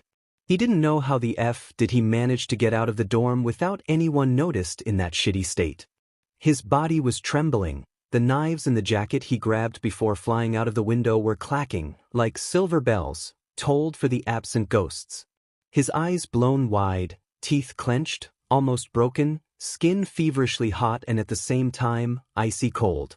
The night air tried to cool him down, dampness soaked into his bones, but didn't succeed. The gate was strangely empty. He noticed somehow, no guard, no teacher. Didn't matter. Didn't care. He was running. Or flying, he really didn't know. His body didn't feel like just his anymore. His lungs were still choking sometimes, in sync with another pair of lungs. Redness colored his sight so bad it dripping thickly, up to his toes and rolling down his skin. The blood came back from the past, a haunting evidence of what failure could have gotten him, of what he would get as a punishment if he failed again. He was on the street, scared and raging, a wild animal. He was somewhere, helpless, weak, fake and real and confused because his skin wasn't his anymore. He was down and down and down, held by violent hands and screaming voices, and he was a human. Then he was none. His nose catched the burning smell of cigarette. Bitter, but not unpleasant. Just a sliver of white smoke coming from behind the brick walls around the street. Light went off and on, could be a signal, so Bakugo grabbed the jacket and pulled it over his head. The fabric was soft under his hand. Worn from ages of wearing, long and made for curves he didn't have, feminine and delicate. His fingers could make out the smiley face embroidered at the edges of the jacket, and he wanted to throw up so bad. He covered his face, pulled out Lily the knife, and followed where the bond dragged him to. God knew what happened if he lost another. God knew what happened if his heart once again grieved and prayed and shattered, because there wouldn't be anyone for him to come back from insanity. He would burn heaven and raise hell for Cammy. Something was wrong. Something was wrong. The tender feeling was gone. No more soft light and warm fire, all he could feel was their terror combined, a dead weight in his chest hole where his heart used to be located, so he screamed and thrashed and cried and begged. Please let me out. Please let me out. Please let me out. They denied his wish, chained him down again, voices screaming and demanding, and he cried and wept and howled and prayed. He was the child of no one. He didn't believe in God, because if there was one then all they gave was suffering. But him. Only him. This hell was him. This pain was him alone. Let them go. He mourned. Cammy's apartment smelled like sugar and cinnamon. It was not a bad odor, fitting in with creamy wallpaper, pretty decorations, and it radiated a home-like feeling. In fact, he actually liked it, but it was kinda weird for it to smell like that always. Even if she brought mint plant and cleaned the floor, whenever he came, he always felt like walking through a castle of cotton candy and chewing on sweet cinnamon rolls. And even now, when the key he put in the jacket opened the door was charred from the explosion he created mindlessly, even when his footsteps were light like a feline and his canines bare for the world to see, to watch out, his heart softened immediately at the familiar scent. So much that the facade nearly cracked, so he held Lily close to himself, cold metal against hot skin. There was blood. A small drip in the corner on the soft fluffy mat she loved, evidence of fighting, and Bakugo knew that, because like hell Cammy would just give up like a damsel in distress without fighting back tooth and nail. Stuff had been moved, some broken, some unharmed, but he didn't care. He slowly made his way up to the bedroom, painfully slow. The door knob was broken too. Bakugo crushed the wooden door and dashed right into the room, the knife raised and eyes bloody, murdering and frantic and scared, and red eyes met wide, watery, angry brown glance. He stared. That was her. Long strands of hair scattering on the floor, pooling round her body, some clung damp to the bed sheet and to her neck. Her wrists were tied, her mouth was covered, a diamond mouth guard, and there was blood and purple and called the voice, barely uneven, hoping and praying and desperate because she couldn't see, but the bond didn't lie and he was here. Really here, and a tear rolled down her cheeks. Bakugo threw himself at her, wild, crazed and violent, but Cammy didn't even flinch. She even tried her best to crawl closer to his body, to feel the warmth and be free, allowing his hands feeling her heartbeat, her life pumping in her veins, and more things to prove that she didn't join her friends. The rope was hard, big and strong, but Bakugo's knife wasn't for nothing and he did know how to use them skillfully, thank you very much. The mouthguard made from steel, but the strap was leather, so it took him a few more seconds to cut it off, alongside with some brown hair, but they really didn't care. Cammy wanted nothing more but to hug him tight and hide away from everything for now. But she knew better and hatred was seething in her mind, calling for revenge and payment, so she whispered, tugging at her jacket, eyes glazed and unfocused and then narrowing viciously. They came. The girl drank my blood and wore my face, my files and the exam. He understood. Of course he did. He always did, always would. I want to hurt them. And who was he to reject her? Because he knew that she needed medical treatment, But her mind needed this. He needed this. So Bakugo gave her his jacket, and they ran their way straight to the exam. Can you tell me what happened? Bakugo simply purses his lips, folds his arm in front of his chest and glares. Tsukachi holds eye contact, respectful and patient. Kami sits right next to him, still in her jacket, a warm blanket in her lap and a cup of warm milk in her steady hands as she looks around the office, innocent and sweet. So Bakugo takes the question and throws it out of the window, because F them, he will not let her eyes lose their light. She has been through shit and this is how they treat her? Absolutely bullshit.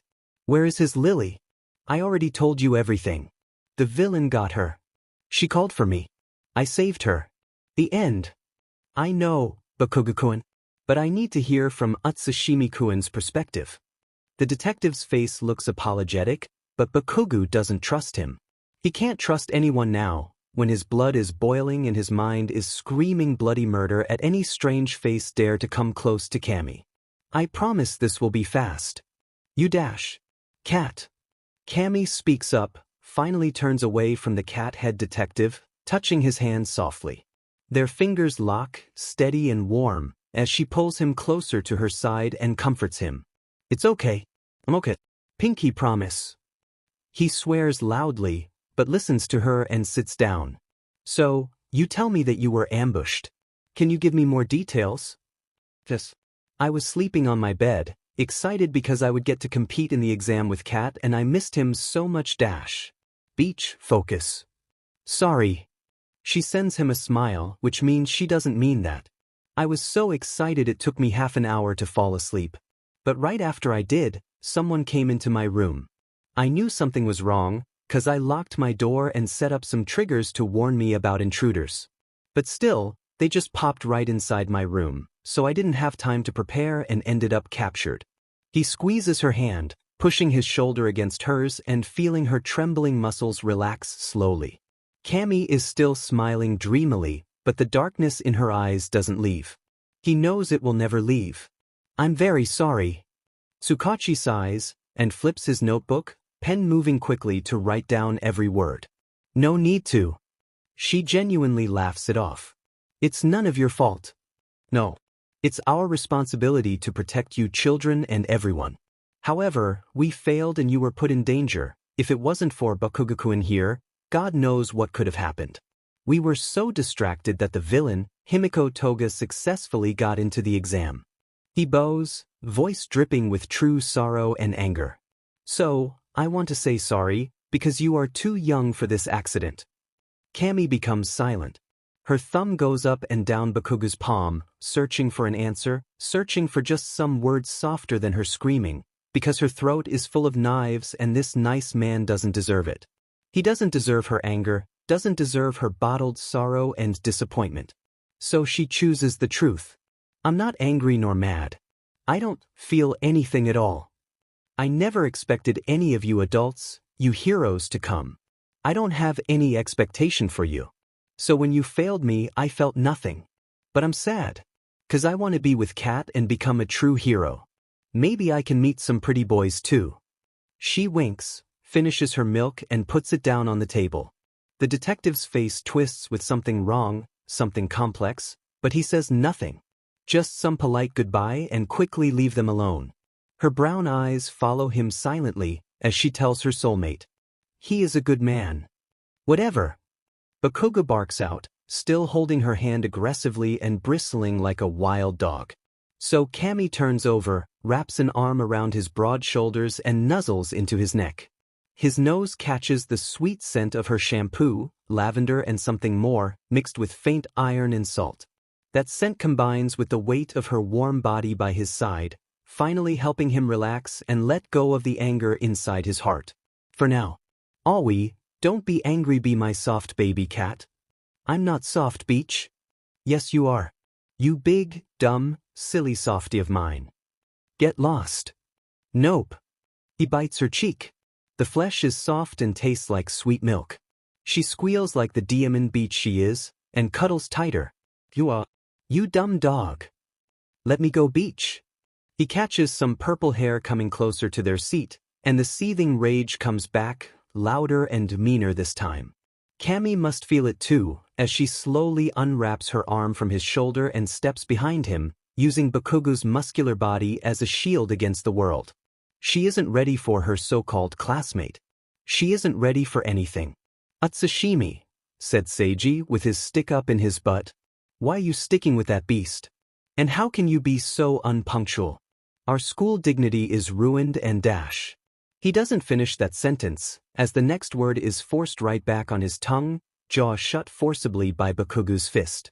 It's all thanks to the quick reflex school beats into his body that he doesn't lose any tooth or break any bones, but the bruise is so dark that it makes his face comical. "I dare you to speak one more word, you little beach dash. That's my nickname, cat."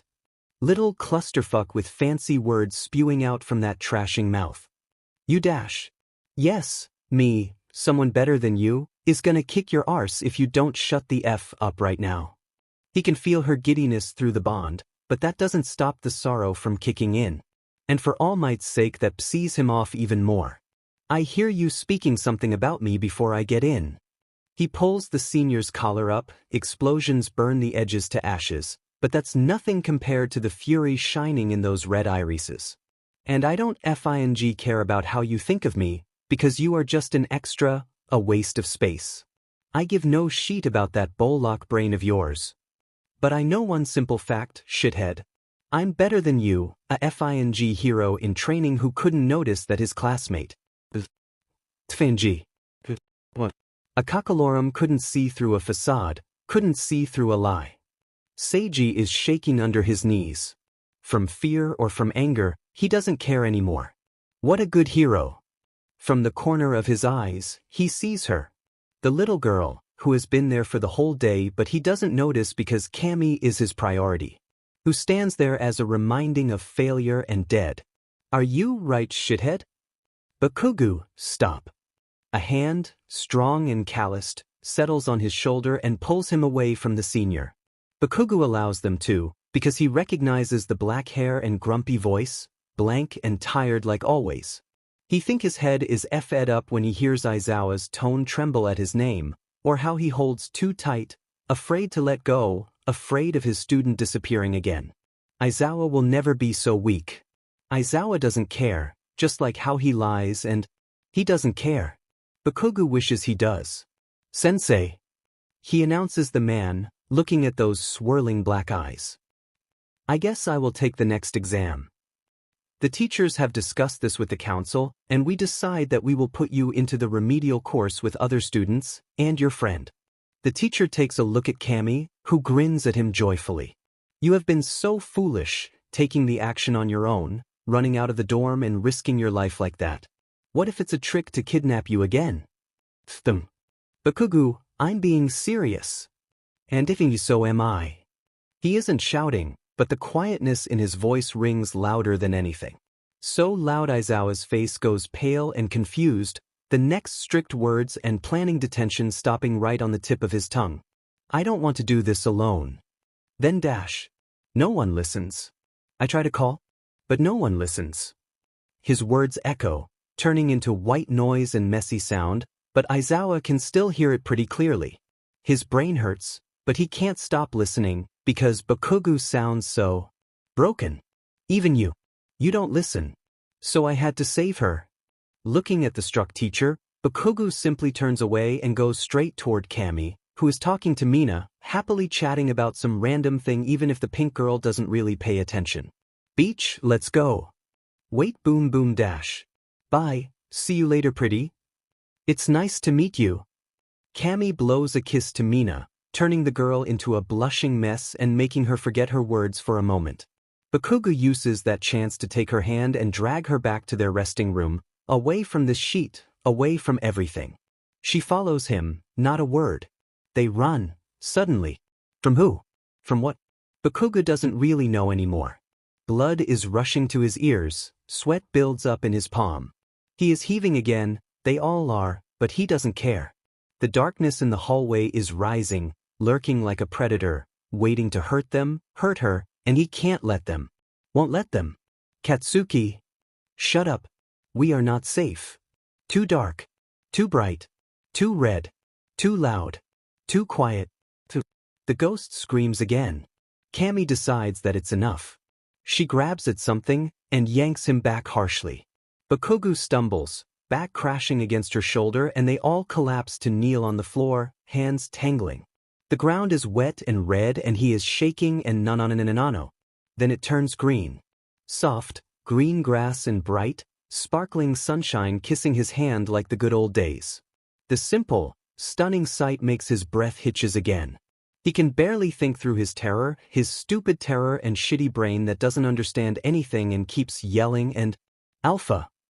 Cammy whispers, and the nickname grounds him down to the present, to her. He looks up, truly look at her. Her eyes are not half-lidded anymore, wide, watery, tender and sweet. Brown, bright brown eyes, almost turning into a molten gold in the sun, reflect his face, how he sweats and frowns. She has always been an appealing girl, pouty lips, round cheeks with baby fat that makes her look even softer. Curly strands cling to her neck and her jaw, framing that cute smile, and his heart just melts. Staying this close allows him to catch those hidden emotions. She has a good mask, always smiling in the way how he is always raging, starting to break through the calmness she shows. Fear, anger, tiredness, wariness, gentleness. So much love. Pure, forgiving, sweet love, for him and for her friend, swells up in both of their heart and drowns him with so much affection it hurts in a good way. How can she love someone like him? How can she love him more than he loves himself? She loves and loves, with broken heart and rotten hope. Bakugo will never stop admiring that braveness in her heart. Sunshine kisses her face the same way it's touching his hand. But they are not in outside, there can't be any sun. Her quirk, glamour, illusion. Another hand touches him gently, and Bakugo's heart stops when those deep, dark eyes, round and soft and innocent and alive and so kind staring up at him, from a pretty doll face.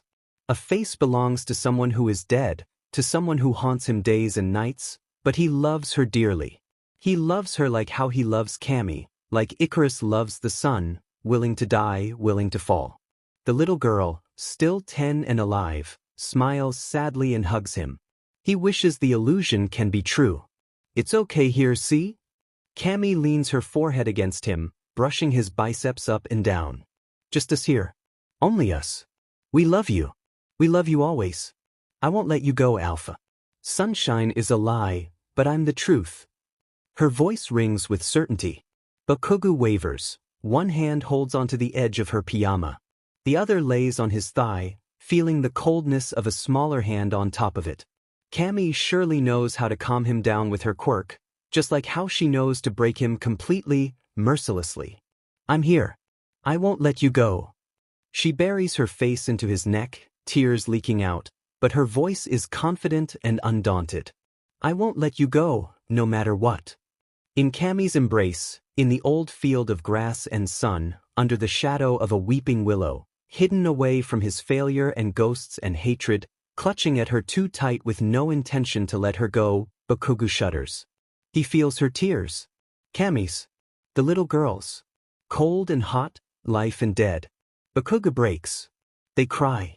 Hot, boiling tears rolling down soft cheeks and a mouth that wobbles, sobs rip themselves out of heaving chests.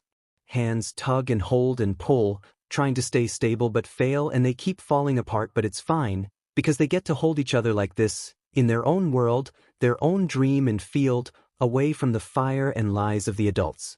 Bakugo screams into Cammy's shoulder, howling like a wounded animal. All the frustration bleeds out of his heart, mixes into the stifled wailing. Even when he cries, he still can't let it all out, because the ghosts are her and Cammy is fine, but things are not okay, and Sheet is coming and he is so tired. Why can't this world show them any mercy? Hands on his body, small and big, soft, cold and warm, and he weeps and weeps and they cry and cry and cry. Hours seem to pass by until Bakugo is pretty certain that his hair is washed by her tears and Cammy's shirt is almost see-through with how hard he cries on her. The silence is unnerving, uncomfortable, and Bakugo doesn't like it. He takes a deep breath and another before opening his mouth slowly and says, "You got snot and sheet in my hair." His throat is hoarse, voice grumbling like swallowing pounds of sand, wrecked and terrible. He almost doesn't understand his own words. She does, somehow, like always. And if he asked her to explain it, she'd say some utter bullshit about magic and hope and friendship and every other positive monstrosity she can come up with off the top of her head. Just to annoy him. He knows that because he feels the shoulder shakes tenderly with laughter. Sweet, sweet giggle fills his ears and makes him relax even more. You are one to talk, kitty cat. Cammy snuggles closer, running her fingers through his scalp and running her fingers through his damp hair, nails sliding across his scalp.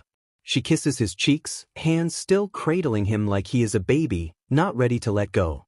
Oh, scratch that. He is her baby, this world if it says otherwise. Gross. The blonde snorts, but doesn't make any move to let go. In fact, his grip on both of her sides is tighter, like if he dares to let go, he will come apart, piece by piece. Head tucked under her chin, ear close to her the beat of her heart, uneven, but strong, soothed him. Her hands are loose around his body, holding a treasure, not clutching to the last straw like a drowning man, stroking his head and his back softly, and Bakugo wonders if this is what is called the mother instinct in most of women's hearts? It feels nice somehow, both disgusting and nice. The bond hums with pure love and affection, which harmonizes with her heartbeat, so Bakugo breathes in and listens. Cammy makes a choking sound, suppressing a hiccup, wiping her eyes with the palm of her hand, pressing yet another kiss to his forehead, but he doesn't complain. They need this so FNG bad. She'd tired too. And of course, she is. Beach has been through such complicated trauma too, and it's all his fault, just like All Might. And Cammy sniffles and Bakugo quickly shoves all those negative dark things to somewhere far away from the bond, and closes it quickly, revealing a little place for her to feel his presence. He is not such an a-hole to take this piece of comfort away from her, he can never do that to her. Cammy keeps stroking him, shaky hands, trembling breath, and Bakugo feels. For All Might's sake, Bakugo's so done with this world, with everything. He looks over her shoulder, taking in every detail of the surrounding. They are still kneeling unpleasantly on the hard ground, in the middle of the path. Cold stone feel rough against soft skin, but honestly, Bakugo wishes they can stay like this till the world ends because life is a bunch of CRP and he wants to die like the FNG dramatic beach he is. Cammy's mental meltdown has led to loosening control on her quirk, so the illusion is disappearing. Sunshine fading away as if someone had bleached the very air around them. The grass, green and lush under Cammy's touch, turns to ash and dust. The little girl blinks slowly, round black eyes beginning to bleed sluggishly down her cheeks and onto the familiar white dress. Hair fading like an old photograph, going limp and tangled under his eye. Dirt spreads like an infection across her skin to cover a slowly graying patchwork that flakes off in places. Without Cammy's illusion to create the idea of life, there is only a corpse. This sickly thing in front of them was how she'd looked when he died. An ugly, small thing that while its heart beat, it was no longer alive anyways. There had been no beauty in her at the end, had there? An odd thought. But maybe he'd spent so long romanticizing his old friend that he'd forgotten those last moments. She died ugly, didn't she? Bakugo wants to puke, and he thinks if he looks at her a little longer he probably will, so he turns away and buries his face to the place where her shoulder meets her neck. Without the illusion, the truth bears itself naked to his eyes, fueling the stress and discomfort and paranoia that has cooled down a little bit since Cammy hugged him. Staying like this is as dangerous as lying in a forest full of predators, monstrous and hungry beasts while wearing nothing and having nothing to protect you. He feels vulnerable, unguarded to the eyes of people, and easy to be ambushed. It becomes more threatening when he considers the fact that right now, they are too exhausted to fully notice the environment around them, both physically and mentally. This is a logical decision. Bakugo tells himself harshly. You are not allowed to be weak, you may hurt her. And that thought only gives him enough strength to, dreadfully and slowly unwrap his grip around his beach. Immediately, he feels her tense up, so Bakugo smacks her hands tenderly then quickly assures. It's nothing. We have to go. Don't want to. Cammy folds her hand under her round chest and purses those plump lips, stubbornly. Beach, it's not safe here. He shakes her shoulder a little, and hears her whining like a shitty baby makes and demon her. It makes him go soft and sheet, and he almost just straight up smacks her on the head. But even if she is a crybaby, Cammy is his perfect crybaby, so she listens to his advice and stands up, leaning on his shoulder and still hugging his waist, clinging almost painfully. We will never be safe after all. That's what he doesn't vocalize but knows that she does understand. He takes a step, expecting Cammy to follow right after. But again, she manages to surprise him by immediately squeezing his body and puts her face on his shoulder. What the F-Beach? Carry me. I want piggyback. He can hear the pout in her voice as day. Clear, soft, warm emotion keeps tugging at the bond, childish and annoying. What? Piggyback, like before?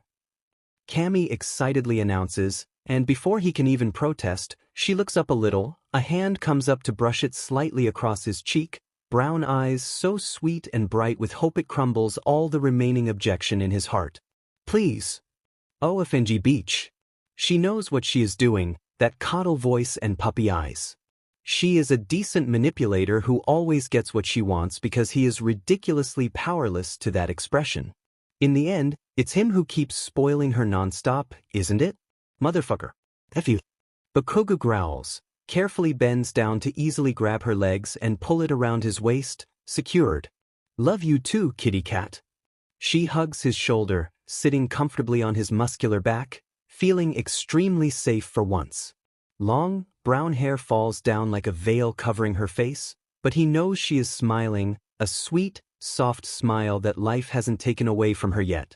The softness she hides too well, only to be shown in this stupid situation, and Bakugo's heart betrays him by melting and filling up with these stupid warm feelings. He pretends this is all hers and none his, but they both know better. Hey kitty cat, we should head back to the school. This I'm out. Cat knew. I can't hear you Beach. Cat. Nope. You PP cat. That's all you have? Beach, be creative. Meanie. That's unrealistic and one of the most stupid things I have ever heard. Ojiro mumbles to Shoji, who nods in agreement as they talk about the explanation told by the detective and their teacher. Yeah?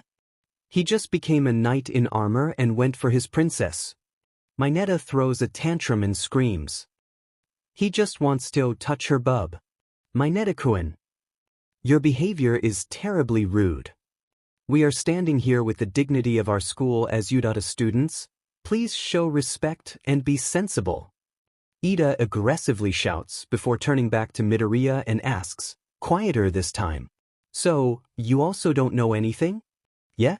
I didn't know that Kaken has a friend in Shiketsu. The green hair boy frowns. Our old friends from middle school didn't get into hero school, because if they did then I would have known about it this whole time. That mean he has a friend that I don't know and dash. Maybe she is his secret sister? Todoroki chimes in. What dash? 'Cause he is giving her a piggyback ride, and that's what my sister usually does for me. All the heads in the room, hearing Todoroki's words, immediately turn to the corner of the room, where Bakugo is slowly entering, face pulled in a deep scowl. The look, however, is ruined by the fact that he is carrying a appealing girl on his back and the girl doesn't seem to be dead or terrified for her life. In fact, she seems to be at ease and even dares to tease him, based on the bickering the class can hear from such a distance. Can anybody tell me? Hagakure whispers loudly, clapping her hands over her mouth, judging by the squeaking voice and her gloves' movements. Am I hallucinated? Because I think Bakugo is carrying a cutie on his back and laughing? You mean gorgeous, don't you? Mina breathes dreamily, clutching her chest when the brunette throws her head back and laughs happily at something Bakugo says. Angelic, breathtaking. Mina, hold your gayness. Uraraka faintly tells the pink girl. Tsu seems to sense how the girl is getting distracted, so she uses her tongue to pull the hand of Uraraka away, eyes still fixing on the pair curiously. They look so close. Jiro swallows, suddenly feeling nervous for no reason. Maybe because the two look so happy, they feel like they are invading a personal moment right now, or maybe it's Bakugo they are talking about. Angry, violent, perfect, strong, godlike Bakugo who carries his will on his sleeves but his heart locked away in the farthest land of Earth. Seeing him so normal feels like being hit by his howitzer impact, just absolutely blowing their minds away. I'm so confused right now. How did he go and magically save her? The atmosphere freezes with tension. Jiro's words bring back the gut-wrenching fear at the knowledge of how a member of the League can intermingle with them so easily. They didn't notice. Midoriya didn't notice. Shinkitsu didn't notice either. What would have happened if Bakugo hadn't come to their rescue, with an impressive punch and cursing on his tongue like he always does? Uraraka shivers with that mere thought. Her stomach clenches tightly with that horrible idea. The detective told us, right? She speaks up meekly. The villain ambushed the girl and used her identity to mess with us. Bakugo somehow knew her and came to her rescue, then came back and saved us. That sounds illogical and purely nonsensical. Yaoyorozu puts a finger on her lips. How did he manage to get through the protection of U.A without triggering the alarm? Well, he is Bakugo?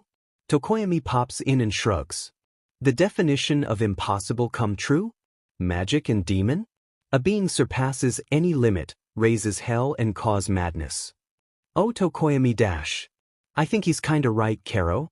We don't know much about Bakugo-chan. See you rabbits, bouncing on her feet when Bakugo carefully puts the girl on his back down to the chair in the resting place. He looks so gentle. It's hard to think that this is the same classmate she meets every day but knows nothing about him. It makes her wonder, again, is what he's showing every day a facade, or it has a deeper meaning than what it simply tells them by the first look? Tsuyu truly doesn't know. Yamamo, hold my bottle please. Mina stands up suddenly, the half-drunk bottle ignored on the table. Her golden eyes are shimmering with unwashed tears that come up so surprisingly it shocks the girls. Lips pursed and pulls down to hold back what sounds like a sob. She doesn't take more time, running with her full speed towards Bakugo, who just leaves the brunette to say something with the teachers on the stand. Boom boom. What the F shit is wrong with you? Did you purposely lose your brain to try to compete with Dunce Face? Hey! How can you insult both me and Mina at the same time, in one sentence? Kaminari screams in protest, but then he shakes his head and suddenly, the blonde also flings himself on Bakugo with a heartbreaking screech of, "We miss you, dumbass? Well, F you. You scared us? F you too." Kami watches in awe as Bakugo begins to wrestle with a teary Kirishima, but he never uses an explosion nor any moves that she knows if he does, will harm his opponent and bring victory. But this is not a survival game, and they don't have to fight like that anymore. These are his friends, his loved one, who make his bond filled up with warmth and comfort, and oh, doesn't that fact make her want to cry so much? The girl sips on her can of cocoa that Bakugo gave her just a moment ago, before frowning unhappily. The can is cold and mushy, therefore cocoa doesn't taste as good as she remembers. She wonders, where is the kitchen? Hello. Oh, hi there. Kami looks up and waves to the boy who she knows yet doesn't know and will stay neutral until she truly knows. His hair looks like candy cane, of Christmas and happiness, and those heterochromia eyes are really pretty. I'm Todoroki Shuto, Bakugo's classmate. Atsushimi Kami, correct? The boy bluntly says, not rudely though, so she beams and nods. May I ask, are you Bakugo's secret sister? Nope. Kami shakes her head, waving him closer then whispers, like revealing the universe's eternal secret to him. I'm his secret soulmate. I see. That's why he behaves so mellow around you. Todoroki blinks at the sight of Bakugo ducking away from Shiro's grabby hug and decks Kirishima viciously, his eyes burning with fire, but not the inferno used to threaten them on top of the old building. It's a warm, tender flame like those campfires with all good memories and safe feelings. He is mellow. Like a kitty, but don't tell him that. He doesn't want to be exposed. I won't. He seriously vows and watches as the girl nods in satisfaction. Those pouty lips widen in a bratty grin. She blows him a kiss, glitter twinkling in the air and color lights up his vision, forming the sight of a boy, who looks kinda like him but with a big smile and cheeky look. He looks kinda like Natsu, and that's so weird, but he is confused yet curious. Do you know my brother Natsu? Nope. Then who is this? It's you but cheekier. Kami stops the illusion and winks. Todoroki is startled, and when he focuses a little more, he can see how the features of the face are similar to him. The glitter makes it hard to distinguish the color, but it's still kinda red and white, so Todoroki thinks it's really him. I look terrible. Why? I look like my brother. It's terrible. Oh, I like you, Roki-kun. You are silly but gold. He doesn't understand what he had said to make her laugh this hard. Is it true that she doesn't know his brother? Why does she look so happy and humored? He does try to look at his friends to call for help, but Ida is trying to comfort a wheezing Midoriya with a face of someone who just realizes his life at utter shit. So he pps his head with bewilderment. I will take that as a compliment. You are welcome. Kami's smile gets smaller, but also sweeter so suddenly, right at the moment the brunette takes a look over his shoulder. Todoroki turns around and manages to catch the glimpse of a smile on Bakugo's lips as he holds Mina in a headlock with the other three surrounding him, fake terror in their eyes and their scream. Aizawa is looking exhausted and totally done with their bullshit, but he thinks the teacher looks kinda happy yet so conflicted. Like how his mother used to look at him before, sorrow weaves into soft love, not really hatred but not unconditional love either. Or maybe both. He doesn't know, emotion isn't his stuff. Are you jealous? Echen? Of them? Yes. Because he is spending time with them? No, I'm not. I'm irreplaceable to him.